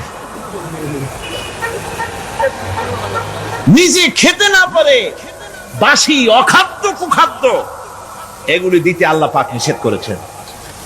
দিবা বাইসে বাইসে ভালো জিনিসটা, যেটা তোমার কাছে প্রিয়, ওইটা দিও। তুমি যদি খারাপটা দাও তাহলে আল্লাহ তোমার দেবেন ওই মানের। কিয়ামত আছে না? কিয়ামত ওই মানের পাবা। আল্লাহ পাক বলছেন, ইয়া আইয়ুহাল্লাযীনা আমানু আনফিকু মিন তাইয়্যিবাতি মা কাসাবতুম ওয়া মিম্মা আখরাজনা লাকুম মিনাল আরদ। তোমরা যে উপার্জন করেছো, সেই উপার্জনে তোমাদের জন্য যা উপার্জন করেছো তাই, আর মাটির ভিতর থেকে আমি যা তোমাদের জন্য দিয়েছি তার থেকে ভালো জিনিস, ভালো ভালো জিনিস আমার রাস্তায় খরচ করো। এটা কার ওয়াদা? আল্লাহর ওয়াদা। আর খরচ করার জন্য ওয়ালা তায়াম্মামুল খাবিসা মিনহু তুনফিকুন, খরচ করার জন্য বাইসা বাইসা খারাপগুলি জিনিসগুলি খুঁজে বেড়াইও না, ভালো জিনিসগুলি আমার রাস্তায় খরচ করো। আর যতদূর সম্ভব গোপনে দিও, যতদূর সম্ভব দান গোপনে করি। মানুষকে শুনায়ও না অমুক জায়গায় দিলাম, বা মানুষের দেখায় দেখায় দিও না। কোন কোন শহর আছে কোরবানির সময় বিরাট গরু কেনা হয়, সেই গরুর গলায় মালা দিয়া তারপরে শহরের রাস্তায় রাস্তায় ঘুরানো হয়, অমুক মিয়া সাহেব এই গরুটা কোরবানি করবে। এরকম চিটাগং এ হয় না, অন্য অন্য জেলায় হয়। জি, এখানেই বেশি হয়। তাই? আশ্চর্য কথা। তাহলে তো উচিত, এরকম যদি উদ্দেশ্য হয় তাহলে বড় মিয়া গরুর সাথে একসাথেই হাঁটা উচিত। লোকেরা বুঝুক কোন বড় মিয়া আর কোন বড় গরু। আপনি এটা করলেন কি জন্য? এই কাজটা তো নিন্দনীয় কাজ। আর প্রতিযোগিতামূলক কোরবানি করা, প্রতিযোগিতামূলক 35,000 টাকার গরু কোরবানি করা হলো, মানে না। মানুষকে শুনাইয়া, মানুষকে দেখাইয়া যদি করা হয় কোনো ফল পাওয়া যাবে না। আমার বন্ধুগণ, আল্লাহ রাব্বুল আলামিন বলছেন, মানুষকে দেখাবার জন্য দান সদকা করো না। ইন তুবদুস সাদাকাতি ফানি'ম্মা হিয়া ওয়া ইন তুখফুহা ওয়া তুতুহাল ফুকারা فهو خير لكم ويكفر عنكم من سيئاتكم। প্রকাশ্যভাবে খরচ করলে তা ভালো, আল্লাহ পাক বলছেন প্রকাশ্যভাবে খরচ করলে তা ভালো, কিন্তু গোপনে দান করা সবচেয়ে উত্তম। তবে প্রকাশ্যে দান করতে গিয়ে যদি এটা এই জন্য হয় যে আমি দিলে পরে আরো একজন উৎসাহিত হয়ে যাবে, সমাজ কল্যাণ পরিষদের এত বড় বিশাল মাহফিল, 16 লক্ষ টাকা খরচ হবে, দিলাম আমি 1 লাখ টাকা, এটা শুনাইয়া বলার পর আমার কথা শুনিয়া আরো যাদের টাকা আছে তারা হয়তো 2 লাখ দেবে, এই চিন্তা করে যদি তারগিবের জন্য, উৎসাহ প্রদানের জন্য, ইন্সপিরেশনের জন্য যদি হয়, এই নিয়ত হলে ক্ষতি নেই। কিন্তু সর্বাবস্থায় দানটা গোপন হয় ভালো। আল্লাহ পাক বলেন গোপনে যদি তুমি দান করো তাহলে আমি রব্বুল আলামিন ওই গোপন দানের বিনিময়ে তোমার সমস্ত গোপনীয় গুনাহগুলি আমি রব্বুল আলামিন মাফ করে দেব, তোমার গোপন গুনাহগুলি মাফ করে দেব। 5 নম্বরে হচ্ছে নির্বোধ আর অজ্ঞ লোকদেরকে প্রয়োজনের অতিরিক্ত টাকা দিবা না। দেখেন ইসলামের কি সুন্দর বিধান। বোকা, নির্বোধ, অজ্ঞ আছে না সমাজে? তুমি মহব্বতে, আল্লাহর মহব্বতে ওর লাগে 500 টাকা দিয়ে দিলা 5000 টাকা, এ তো সর্বনাশ করে ফেলাবে, সে তো খারাপ টাকায় তা ব্যয় করবে। এই জন্য অজ্ঞ লোকদেরকে, নির্বোধ লোকদেরকে প্রয়োজনের অতিরিক্ত দিতে আল্লাহ নিষেধ করেছেন। তবে আল্লাহর ইচ্ছা হচ্ছে এই যে যত বড় পাপী হোক আর যত বড় খোদাদ্রোহী হোক না কেন, প্রত্যেকের খাওয়া, পড়া, শিক্ষা, চিকিৎসা গ্যারান্টি দিতে হবে। সুবহানাল্লাহ। কোন এর নাম তো আল্লাহ, এর নাম কি? আল্লাহ পাক, যার ভেতরে কোনো কার্পণ্যতা নাই। আল্লাহরে মানলেও আল্লাহ খাইতে দেন, না মানলেও দেন, সকলকেই দেন সমভাবে।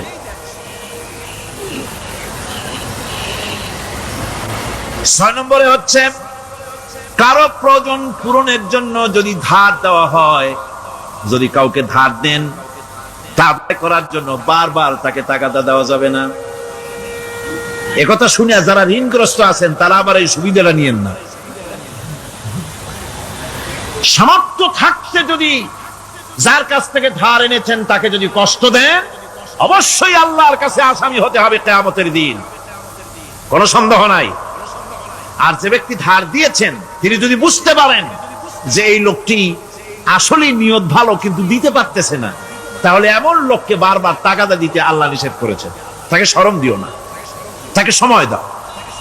وَإِنْ كَانَ ذُو عُسْرَةٍ فَنَذِرَةٌ إِلَى مَيْسَرَةٍ وَأَنْ تَصَدَّقُوا خَيْرٌ لَكُمْ إِنْ كُنْتُمْ تَعْلَمُونَ। ঋণগ্রস্ত ব্যক্তির আর্থিক অবস্থা খারাপ হলে সচ্ছল হওয়া পর্যন্ত তাকে সময় দাও, আর তাকে যদি ক্ষমা করে দিতে পারো সেটা তো অনেক ভালো কথা। আল্লাহ তোমার প্রতি রহম করবেন। যদি ক্ষমার তাকে যদি সে দিতেই পারবে না এমন অবস্থা যদি হয়, তাহলে তাকে তুমি ক্ষমা করে দিও। কিছু সংখ্যক লোক আছে যারা ধার নিয়ে আসলেই ফাঁকি দিতে চায়, আছে না এমন সমাজে? না নাই? কিছু লোক আছে ধার নেয়, ভাই দেব 1 মাসের মধ্যে, কোনো সন্দেহ নাই। 6 মাস যায় তারপরেও দেয় না, অন্য কাজ করে মিটাই, অন্য কাজ মিটায়, কিন্তু এর টাকা পরিশোধ করে না। এরকম লোকও আছে, তারা আল্লাহর কাছে দায়ী হবে। একবার পত্রিকায় দেখেছিলাম কার বাড়িতে কার্টুন দিয়েছে, বাড়িতে বিরাট সাইনবোর্ড লাগাইছে কুকুর হইতে সাবধান। তার বন্ধু বলছে ভাই তুমি কুকুর কিনলে কবে? কয় যে না কুকুর কিনি নাই, সাইনবোর্ড লাগাইছি পাওনাদারদেরকে ঠেকাবার জন্য, যাতে সহজে বাড়ির মধ্যে না ঢোকে। এই চালাকিটা আর কেউ বুঝুক আর না বুঝুক, আল্লাহ পাক তো খুব ভালো করেই বোঝেন। 7 নম্বরের কথা হলো দান করার ব্যাপারে, যে আপনি দান করতে করতে যা আছে সব ফতুর করে ফেলাবেন, এটা কিন্তু ইসলাম চায় না। আপনার সন্তান সন্ততিকে বঞ্চিত করে, স্ত্রী পুত্রকে বঞ্চিত করে সমানে দান করবেন, ঘরে না খেয়ে থাকবেন, এই অবস্থা যেন না হয়। খরচ করবেন কি? আল্লাহ পাক বলছেন ওয়ায়াসআলুনাকা মাযা ইউনফিকুনা কুলিল আফওয়া।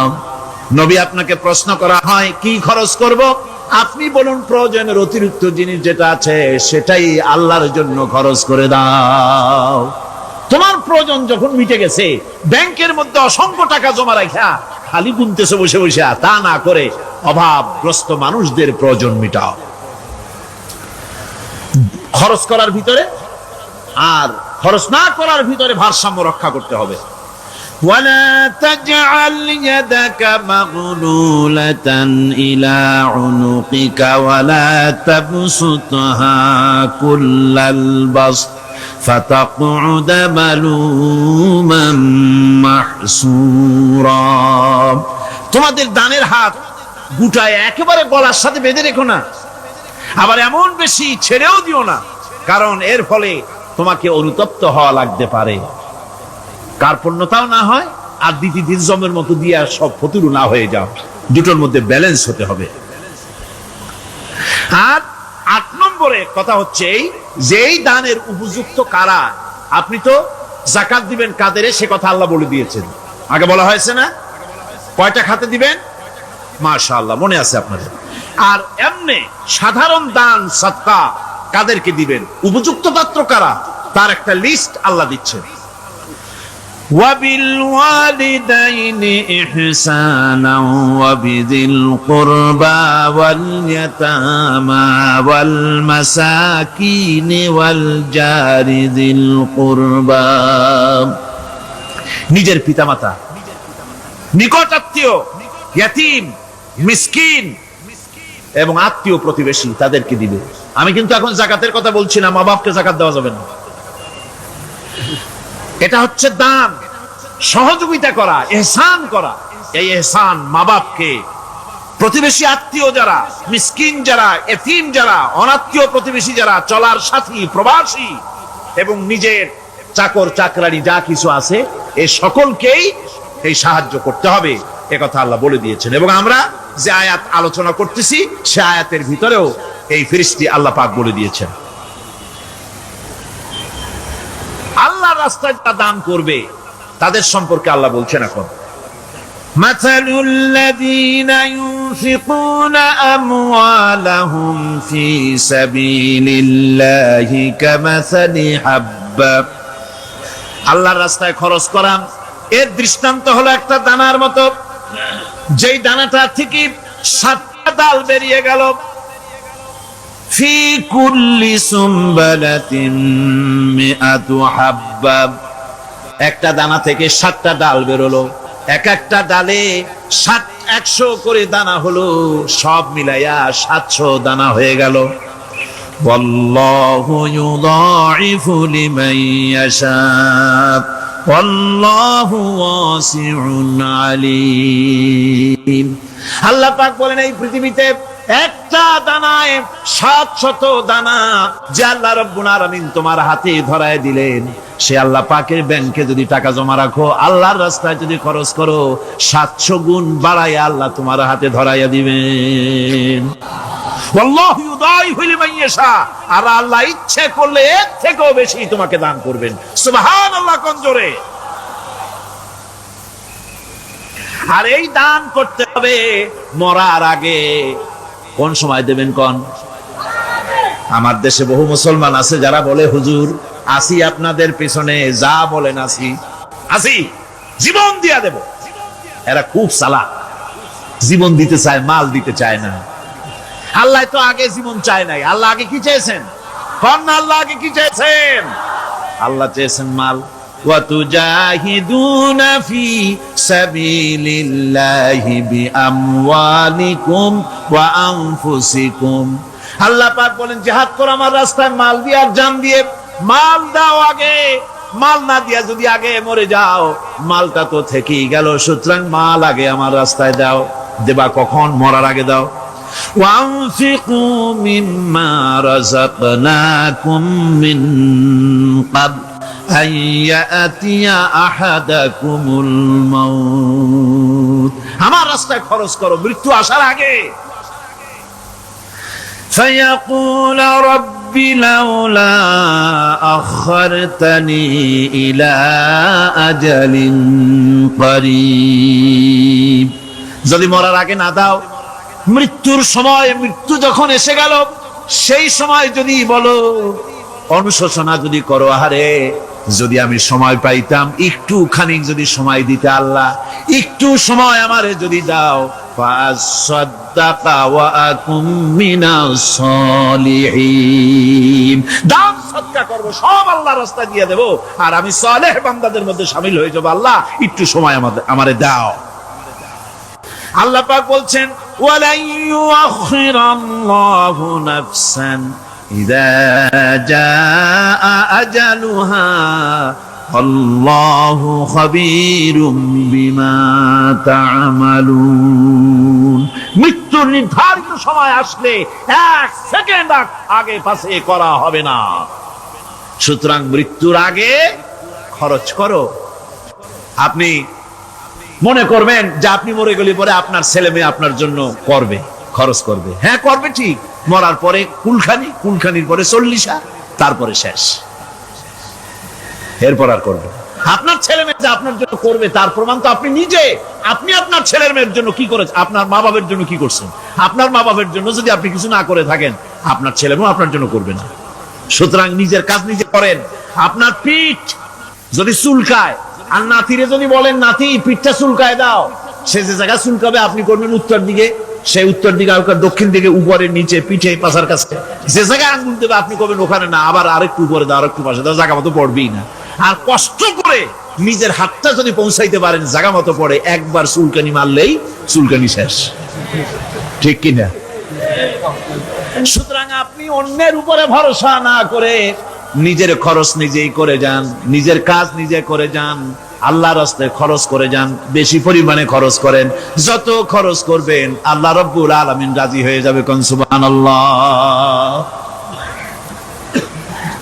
তাবুকের যুদ্ধের জন্য, তাবুকের জিহাদের জন্য আল্লাহর নবী চাঁদা চেয়েছিলেন। চাঁদা করা কোনো নাজায়েজ জিনিস না, তবে চাঁদাবাজ নাজায়েজ। মানুষকে কষ্ট দিয়ে পয়সা জবরদস্তিমূলক আদায় করা। 10,000 টাকা দিবেন মিয়া, 10 লাখ টাকা দিতে হবে, এত টাকা পাবো কে? আরে মিয়া পাবেন কই?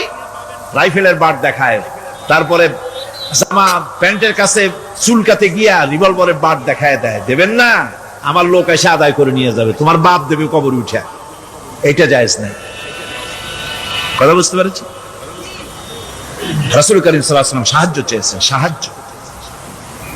রোমকদের সঙ্গে যুদ্ধ হবে, সাহায্য লাগবে, যার কাছে যা আছে নিয়ে আসো। মহিলারা কানের দুল খুলে দিল, নাকের ফুল খুলে দিল, গলার হার খুলে দিল। মানুষের সাহাবায়ে কেরাম টাকা করি উজাড় করে দিতে লাগলেন। এত হলো, হুজুরকে দেখা যায় না, স্তূপ হয়ে গেছে, সোনা দানা টাকা পয়সা অস্ত্রপাতির স্তূপ। হুজুর বলছেন, তোমরা তো সবাই দিলে, আমার আবু বকর কোথায়? হযরত সিদ্দিক আকবর রাদিয়াল্লাহু তাআলা আনহু, তিনি ছিলেন এক পিলারের আড়ালে, খামের আড়ালে, সেখান থেকে বেরিয়ে এসেছেন, হাতে 70 পোটলা। হুজুর দেখেন হযরত আবু বকরের চোখে পানি। হুজুরের হাতে পোটলাটা উঠাই দিলেন। নবীজি পোটলা খুলে ছাড়লেন, কয়েক সের, কয়েক কেজি গম পড়লো, আর কয়েকটা দিরহাম পড়লো। হুজুর হযরত আবু বকরের দিকে তাকায় দেখেন সিদ্দিক আকবর রাদিয়াল্লাহু তাআলা আনহুর চোখের থেকে পানি পড়ে দাড়ি ভিজে ভিজে পড়তেছে। আল্লাহর নবী বলেন, ও সাহাবীরা, তোমরা সবাই মিলে আজকে যে দান করেছো, সব দানের যত মর্যাদা হয়েছে তার থেকে একা আবু বকরের দানের মর্যাদা আল্লাহর কাছে বেশি হয়ে গেছে।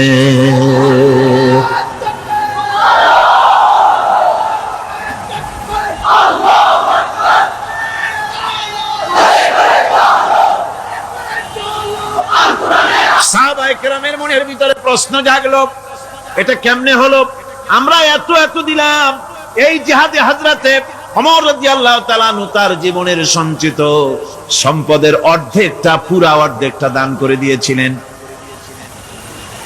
হুজুর সাহাবায়ে কেরামদের মনের অবস্থা বুঝলেন, প্রশ্ন করলেন, তোমরা কে কত দিছো, বাড়ি কত আছে? প্রত্যেকেই বললেন, এত দিছি, বাড়ি এত আছে। হযরত আবু বকরের কাছে হুজুর জিজ্ঞেস করলেন, আবু বকর কত আনছো, বাড়ি কত আছে? হযরত আবু বকর বলেন, ইয়া রাসূলুল্লাহ, আল্লাহ পাকের নামে কসম করে বলি, আমি আবু বকরের ঘরে আল্লাহ আমি আবু বকরের বাড়িতে জাগতিক সম্পদ বলতে যা বুঝায় সব এনে রসুল করিমের কদম মুবারকে হাজির করেছি। আমি আবু বকরের ঘরের ভিতরে এখন আল্লাহ তার রসুল ছাড়া কোনো জিনিস বাকি নাই, সব এনে দিয়েছি। আমার ভাইরা, এই জন্য আল্লাহ রাব্বুল আলামিন দানের ভিতরে বিরাট ফজিলত রেখেছেন। সাহাবায়ে কেরাম যদি এরকম দান না করতেন, এভাবে কোরবানি না দিতেন, ইসলাম এই পর্যন্ত আসতো না, ঠিক কি না? ইসলামের জন্য সবচাইতে বড় অবদান নবীর পরেই সাহাবায়ে কেরাম রিদওয়ানুল্লাহি তাআলা আলাইহিম আজমাইন। এই জিহাদে হযরত আব্দুল্লাহ জুলবাজাদাইন কিচ্ছু দিতে পারেন নাই, বুখারী শরীফের হাদিস। কিছু নাই, দিবে কি? লুঙ্গিও আনতে পারেন নাই, ল্যাংটো হয়ে তাকে তাড়াই দেওয়া হয়েছিল, ল্যাংটো করে। গায়ে জামা নাই, পরনে লুঙ্গি নাই, মার কাছ থেকে একটা সেরা কম্বল নিয়ে সেই কম্বল পরে আসছিলেন মদিনা মুনাওয়ারায়। তাবুকের যুদ্ধে কোনো চাঁদা তিনি না দিতে পেরে মনটা বড়ই দুর্বল। তিনি আল্লাহর নবীকে প্রতিমধ্যে গিয়া ধরলেন, তাবুকের দিকে যাচ্ছেন আর প্রতিমধ্যে নবীর সামনে গিয়ে দাঁড়ায় গেছেন, বলতেছেন, ইয়া রাসূলুল্লাহ, এই জিহাদে আমি তো কিছুই দিতে পারলাম না, আমার তো কিছু নাই, দেওয়ার মতো কিছুই নাই, কিছুই তো দিতে পারলাম না, শরীরটা ছাড়া আমার কাছে আর কিছুই নাই। হুজুর, আপনি আমার জন্য দোয়া করেন, আমি যেন ইসলামের জন্য আমার জানটা দিয়ে দিতে পারি। নবীজি বললেন, একটা গাছের ছাল নিয়ে আসো, দেখো পাও নাকি। হযরত আব্দুল্লাহ ঘুরে ঘুরে একটা গাছের ছাল নিয়ে আসলেন। নবীজি ছালটা হাতে নিয়ে হযরতে আব্দুল্লাহ জুলবাজাদাইনের ডান হাতে বাঁধা দিলেন আর বললেন, আল্লাহ, আমি আব্দুল্লাহর রক্ত কাফেরদের জন্য হারাম করে দিলাম। হে আল্লাহ, তুমি আব্দুল্লাহর রক্ত কাফেরদের জন্য হারাম করে দাও। হযরত আব্দুল্লাহ কাঁদতে লাগলেন, বললেন, আয় আল্লাহর নবী, আমি চেয়েছিলাম আমি শহীদ হয়ে যাব, জীবনটা দিয়ে দেব, আর আপনি আমার রক্ত হারাম করলেন, আল্লাহর কাছে দোয়া করলেন, কেমন কথা।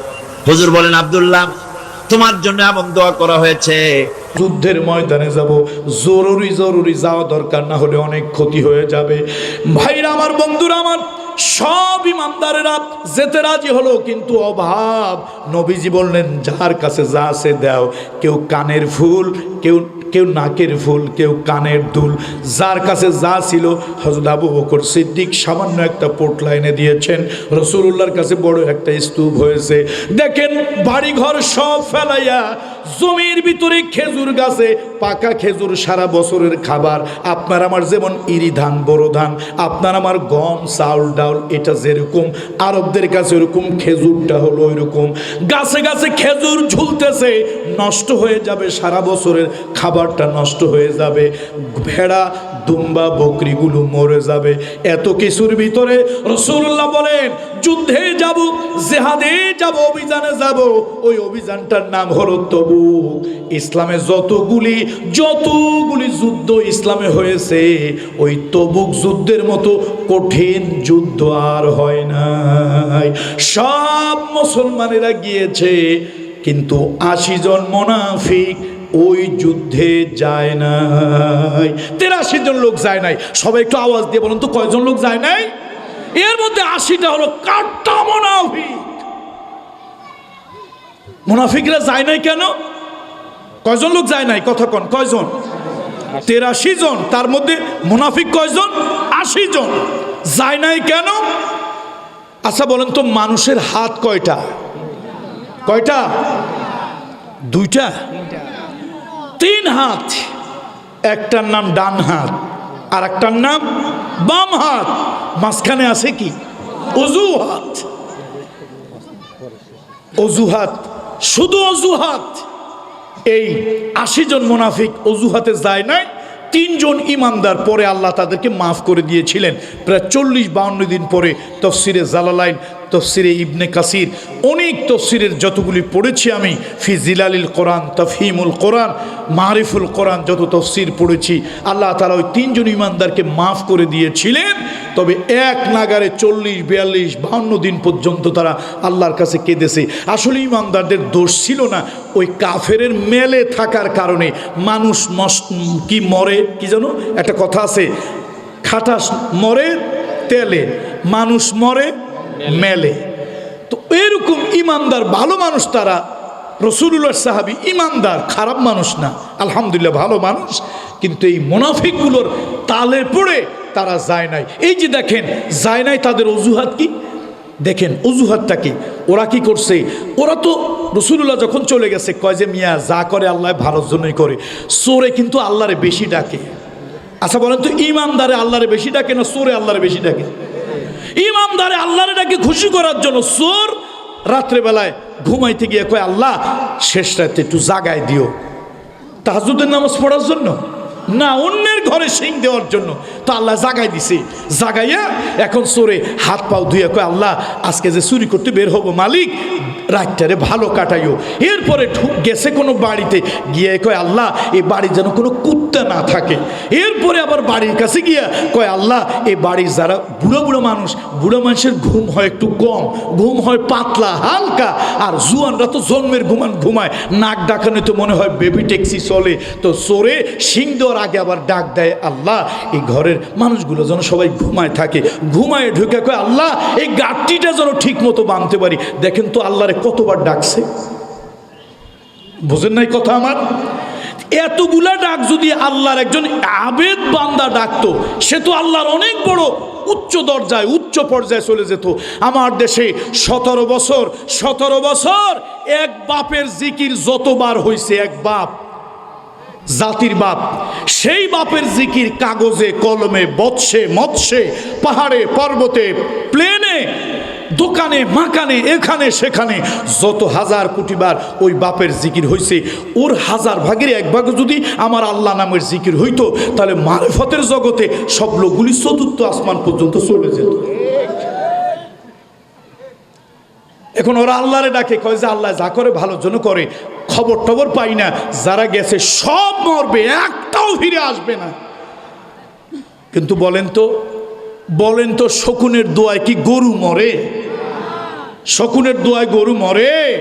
শকুনের দোয়ায় যদি গরুই সব মারা যেত, যশোর অঞ্চলে একটা গরুও থাকতো না, সব মরে যেত। এখন ওদের দোয়া তো কাজ হয় নাই, কয়দিন তো খুব আনন্দ, লাফাইছে ফালাইছে, এখন থেকে সর্বনাশ, মুসলমানরা আসতেছে, তবে চেহারায় আনন্দের ভাব, আকাশে ধুলা উড়াইয়া আনন্দ করে ঢুকতেছে মদিনায়, কাম সারছে, নিশ্চয় বিজয়ী হয়েছে। এখন তারা গিয়ে কি করে, খুব আবা কাবা জুব্বা পাগড়ি টাগড়ি লাগাইয়া নবীজির কাছে গিয়ে আগের থেকে হাজির, ইয়া রাসূলুল্লাহ 3 খান তরবারি ধারাইছিলাম, ঘোড়াটারেও রেডি করছিলাম, এইবার যুদ্ধে যাব, চিন্তা করছি অন্তত 10টা কাফেরের বাচ্চারে মেরে এরপর নিজে শহীদ হয়ে জান্নাতে চলে যাব হুজুর, কিন্তু বউটার দাঁতে ব্যথা, সেই কারণে যাইতে পারি নাই। ওই স্কুলে জিজ্ঞেস করছে মাস্টারের ছাত্ররে, এরে সবাই হাতে লেখা আনছে রে বাবা, তুই আনিস নাই কেন? কারে জিজ্ঞেস করছে? ছাত্রের জিজ্ঞেস করছে। কে জিজ্ঞেস করছে? মাস্টারে জিজ্ঞেস করছে। সবাই বাড়ি থেকে হোমওয়ার্ক, গৃহের কাজ লিখতে দিছিলাম, সবাই আনলো, তুই আনিস নাই কেন? কয় স্যার আমার গালে ঘাও, এই জন্য আনি না। তো বলছিলাম হাত কয়টা? ডান হাত বাম হাত, সবার আগে থাকে অজুহাত।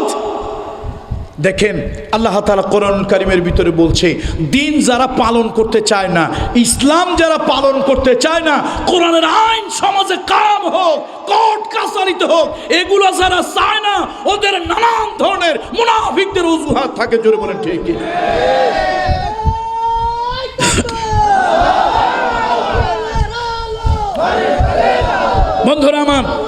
বন্ধুরা আমার, এক নেতায় কইছে, নাম নিলাম না, এক নেতায় কইছে, কয় শরিয়া আইন আমাদের দেশে চলে না, কেন? শরীয়তের আইনে হাত কাটা আছে। আচ্ছা আমি জিজ্ঞেস করি, বাদশাহ ফয়সাল, বাদশাহ ফাহাদ বিন আব্দুল আজিজ, বাদশাহ আব্দুল আজিজ সৌদি আরবে, তাদের সময় পুরা কোরআনের বিধান সংবিধান হিসেবে কায়েম ছিল, এখন নাই, তখন ছিল। আচ্ছা বলেন তো, ওই দেশে তখন 3 কোটি মানুষ ছিল, কোরআনের আইন হলো হাত কাটা। ওই দেশের 3 কোটি মানুষের হাত ছিল না সব মানুষের হাত কাটা গেছে? এ বুঝে টুঝে কই না, আন্দাজে তাল দিয়েন না। হাত ছিল না ছিল না? তো হাত কাটা আইন হাত থাকলো কেমনে? ও এই দেখছেন, মুরব্বীরা কিন্তু কথা বোঝে, মাশাআল্লাহ, আল্লাহ এদের নেক হায়াত দান করুন, বলেন আমিন। দেখছেন কত সুন্দর কথা কইছে, কয় যে হাত কাটা আইন আছে, তাতে কি আছে? চুরি তো করে নাই।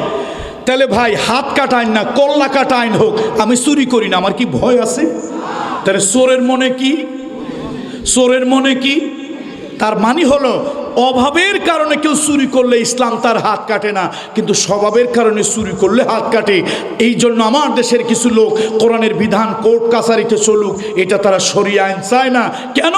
তারা জানে আমরা অভাবের চোর নই, আমরা হলো স্বভাবের চোর। স্বভাবের কারণে চুরি করলে দরবেশ বাবার মতো 4,000 কোটি টাকা, হাজার কোটি টাকা লেপাট করলে নিশ্চয় তার হাত কাটা যাবে। এই জন্য সব চোরেরা ভয় পায় শরিয়াতের আইন জোরে, কোন ঠিক কিনা? আর ভাই হাত কাটা 10 বার যাক, কল্লা কাটা যাক, আমার অসুবিধা কি? আমি তো চুরি করব না। এই জন্য অভাবের চোরের কোনো হাত কাটা নাই, হাত তো কাটে স্বভাবের চোরের। আচ্ছা বলেন, সুইস ব্যাংকে যারা হাজার কোটি টাকা পাচার করছে, ওগুলো কি অভাবের চোর না স্বভাবের চোর? গরিব মানুষ 2 বিঘা ইরি ধানের জমি করবে সহজ শর্তে, মাত্র 40,000 টাকা লোন পায় না, আর 4,000 কোটি টাকা নিয়ে লেপাট। এই জন্য আসুন, শুধু মুসলমান টুপি মাথায় দিয়ে দাবি করলে হবে না, কথা আল্লাহর, ওয়াল কানিতিনা ওয়াল কানিতাত, আল্লাহর আইনের শরীয়তের আনুগত্য প্রকাশ করতে হবে। শরীয়তের আইনের আনুগত্য প্রকাশ যে করে না, সে যেই হোক, সে পুরোপুরি মুসলমান না। কয়টা গুণের কথা বলতেছি? 10টা। প্রথম হলো কমপ্লিট মুসলমান হওয়া, 2 নম্বরে ইমানদার হওয়া, 3 নম্বরে শরীয়তের আইনের প্রতি ওয়াল কানিতিনা ওয়াল কানিতাত, শরীয়তের আইনগুলোর উপরে পুরোপুরি আনুগত্য প্রকাশ করা, ওয়াস-সাদিকিনা ওয়াস-সাদিকাত, সত্যবাদী হওয়া। মাশাআল্লাহ, আমরা তো সবাই সত্যবাদী আছি নাকি? মা বোনরা যারা আছেন একটু শোনেন, এটা একটু ব্যাখ্যা না করলে হয় না, থাকবো। আমার দেশে এখন সত্যবাদী খুঁজে পাওয়া যায় না। এই দুনিয়ায় মুসলমানের থেকে সত্যবাদী কেউ ছিল না। ফাঁসির মঞ্চে দাঁড়ায় মুসলমান মিথ্যা বলে নাই, অথচ আমরা এখন মিথ্যা হর হামেশা বলি। ছোট্ট একটা ছেলে, আমার ছোট্ট একটা ছেলে, ছোট্ট একটা মেয়ে, একজন বাড়ির ঘরের দরজায় এসে ডাক দিল, ভাই আব্দুর রহমান তুমি বাড়ি আসো নাকি? আমি ওই ছোট্ট মেয়েটাকে বললাম, অথবা ওই ছোট্ট ছেলেটাকে বললাম, যাও তুমি ঘরের দরজায় গিয়ে ওই লোকটাকে বলো আব্বা বাড়ি নাই, আব্বা বাড়ি নাই, গিয়ে বলো। ছোট্ট বাচ্চা মানুষ, ও তো আর বোঝে না এত প্যাঁচ গ্যাস। ও ঘরের দরজায় গিয়ে কয়, কাকা কেমন আছেন? আব্বাই কইছে, আব্বাই কিন্তু আজকে বাড়ি নাই। আব্বাই কি কইছে? আব্বা আজকে বাড়ি নাই। কথাটা কি সত্য হয়েছে না মিথ্যা হয়েছে? এমন ধোকান হারাম, ওয়াস-সাদিকিনা ওয়াস-সাদিকাত, মিথ্যা বলা যাবে না, হারাম। আলেম বলল হারাম, জাহিল বলল হারাম। মিথ্যা আল্লাহ তাআলা ঘৃণা করেন, মিথ্যা আল্লাহ ঘৃণা করেন। আমার মায়েরা বোনেরা, মিথ্যা আজকে সমাজে স্বাভাবিক হয়ে গেছে। রাগ করেন না, একটা উদাহরণ দেই। ওই যে 36 জুলাই দেশে আন্দোলন হইল, এক মহিলা টেলিভিশনের অনেকগুলো ক্যামেরার সামনে বললেন, ছাত্ররা দেশে আগুন লাগাইছে, আমি হেলিকপ্টারে পানি ভরে সে আগুন নিভাইছি। আচ্ছা কথাটা কি সত্য হয়েছে না মিথ্যা হয়েছে? কেমন মিথ্যা? জলজান্ত মিথ্যা। কোটি কোটি মানুষ তারা মিডিয়ার মাধ্যমে নিজের চোখ দিয়ে সরাসরি দেখলো হেলিকপ্টার থেকে নিজের দেশের লোকদেরকে সাউন্ড গ্রেনেড মারা হচ্ছে, টিয়ার সেল মারা হচ্ছে, গুলি মারা হচ্ছে হেলিকপ্টার থেকে। একজন নয়, দুইজন নয়, 100 নয়, 500 নয়, 1000 নয়, কোটি কোটি মানুষ দেখলো বিভিন্ন সোশ্যাল মিডিয়া এবং সরাসরি চোখ দিয়ে। আর সেখানে যদি একজন মহিলা সেজে গুজে তারপরে গ্লিসারিন ভেজলিন ঠোঁটে লাগাইয়া এরপরে ক্যামেরার সামনে বলল ছাত্ররা তো উচ্ছৃঙ্খল, লাগিয়ে দিল আগুন, আমি হেলিকপ্টারে আনলাম পানি, হেলিকপ্টার ভরে পানি ছিটিয়ে সে আগুন নিবাইলাম। শয়তান ছিল গাছের ডালে, সে কয় আরে বুবু তুই তো আমার থেকে বড় শয়তান। আরে আমি বেহেশতের ভিতরে মিথ্যা বলছিলাম দুইজন রে, একজনের নাম আদম, আরেকজনের নাম কি? এই আদম আর হাওয়া দুইজন মানুষের মিথ্যা বলে ওই গাছে আল্লাহ বলছে লা তাকরাবা হাযিহি শাজারা ফাতাকুনা মিনাজ জালিমিন, ওই গাছের কাছে যাবে না, গেলে কিন্তু জালিম সীমা লঙ্ঘনকারী হয়ে যাবা। আমি ওদেরকে ওই গাছের কাছে নেওয়ার জন্য তাদেরকে কত ফুসলাইলাম, আমার তো ঠোঁটে বাদে জিহ্বায় বাদে, আমার মিথ্যা বলতে গিয়ে কেমন কেমন লাগে, তারপর আমি কষ্ট করে বলছি। মাত্র দুইজন মানুষের মিথ্যা বলে ধোকা দিলাম, তাই আমার কাছে কত কষ্ট লাগলো। আর তুই কোটি মানুষের ধোকা দেশ, তোর কাছে জিহ্বা কাঁপে না, চোখের পলক পড়ে না, তুই আমার পীর, আমি তোর মুরিদ, তোর পাও দুইখান আগায় দে, আমি একটু কদম বুসি করে এই দেশ ছেড়ে চলে যাই। তোর মতো একটা ডাহা মিথ্যাবাদী এই দেশে থাকলে, আমার মতো শয়তান না থাকলেও ডিউটি চলবে। মিথ্যা দেশে নাই ভাই, আমরা যা বলি 100% সত্য কথা বলি। মিথ্যা আসেনি দেশে, কথা কন, মিথ্যা দেশে আসে নাই। শোনেন, হুজুর মিথ্যা বললেও পাপ, সাধারণ মানুষ মিথ্যা বললেও পাপ, নারী মিথ্যা বললেও পাপ, পুরুষ মিথ্যা বললেও পাপ। আসুন সবাই মিলে এই মিথ্যার পাপকে ঘৃণা করি, বলি আল্লাহুম্মা আমিন। কয় গুণ অর্জন করলে আল্লাহ মাফ করে দেবে? কয় গুণ অর্জন করলে আল্লাহ ডাইরেক্ট বেহেশত দেবে? 10 গুণ। তার মধ্যে হলো ওয়াস-সাদিকিনা ওয়াস-সাদিকাত, সত্যবাদী পুরুষ এবং সত্যবাদী নারী। পুরুষও সত্য কথা বলবে, আবার নারীরাও কি বলেন, নারীরাও সত্য কথা বলবে। এবার আল্লাহ তাআলা বলেন ওয়াস-সাবিরিনা ওয়াস-সাবিরাত, আল্লাহ তাআলা বলেন শোনো, ধৈর্যশীল পুরুষ আর ধৈর্যশীল নারী। যেই পুরুষ ধৈর্য ধারণ করবে, যেই নারী ধৈর্য ধারণ করবে, ও মায়েরা, পর্দার আড়ালের মায়েরা, মায়েদেরকে বলি মা গো, সংসারের মধ্যে ধৈর্য নাই, ওই সংসার টিকে না। সমাজে ধৈর্য নাই, ওই সমাজে কোনো শান্তি থাকে না। আমার বন্ধুদেরকে বলি যে দল করেন, যে দল করেন, যে দল করেন, একটু ধৈর্য রাখবেন। ধৈর্য না থাকলে একজন আরেকজনের উপরে আক্রমণ করে, ধৈর্য না থাকলে মারামারি বেঁধে যায়, ধৈর্য না থাকলে সমাজের ভিতরে রক্তারক্তি হয়ে যায়। যদি ধৈর্য না থাকে তাহলে অনেক ঘর আছে, সংসার আছে, স্বামী স্ত্রী কোনোভাবে আর টিকানো যায় না। এই জন্য বিয়ে করবেন আপনারা, তবে বিয়ে করার আগে মেয়ে দেখবেন কম, কালো ধলো যাই হোক অসুবিধা নাই, কালো আল্লাহর বানানো। শোনেন, জাতের মেয়ে কালো ভালো, নদীর জল ঘোলাও ভালো। যুবকদেরকে বলি যারা বিয়ে করো নাই, মাইয়া দেখবা কম, মাইয়ার মায়েরে দেখবা বেশি। মাইয়া দেখবা কম, মাইয়ার মায়েরে দেখবা। যেই মায়ের মায়ের ধৈর্য কম, চালাক বেশি, কথা কয় বেশি, তার থেকে 200 কিলোমিটার দূরে থাকবা। কত কিলোমিটার দূরে? এই জন্য ধৈর্য যেখানে নাই, ধৈর্য যেখানে নাই, অশান্তি আর আগুন সেখানে আছে। দেখেন না, ধৈর্য শিখতে হইলে হযরত আইয়ুব আলাইহিস সালামের কাছে যাবেন। সবরে জামিল, সবরে জামিল। প্রথম একটা দুইটা ঘা হইলো, ঘা বাড়লো, ঘায়ের মধ্যে ঘা হইলো, জিহ্বার ভিতরে ঘা হয়ে গেল। হযরত আইয়ুব আলাইহিস সালাম আল্লাহ তাআলার কাছে শিকায়েত করে না, আজকে আল্লাহর কাছে একটা ফরিয়াদ করলো, অভিযোগ, শিকায়েত। আল্লাহ, আল্লাহ মালিক, আমার তো জিহ্বায় ঘা হয়েছে। রব্বি আন্নি মাসানিয়াদ দুররু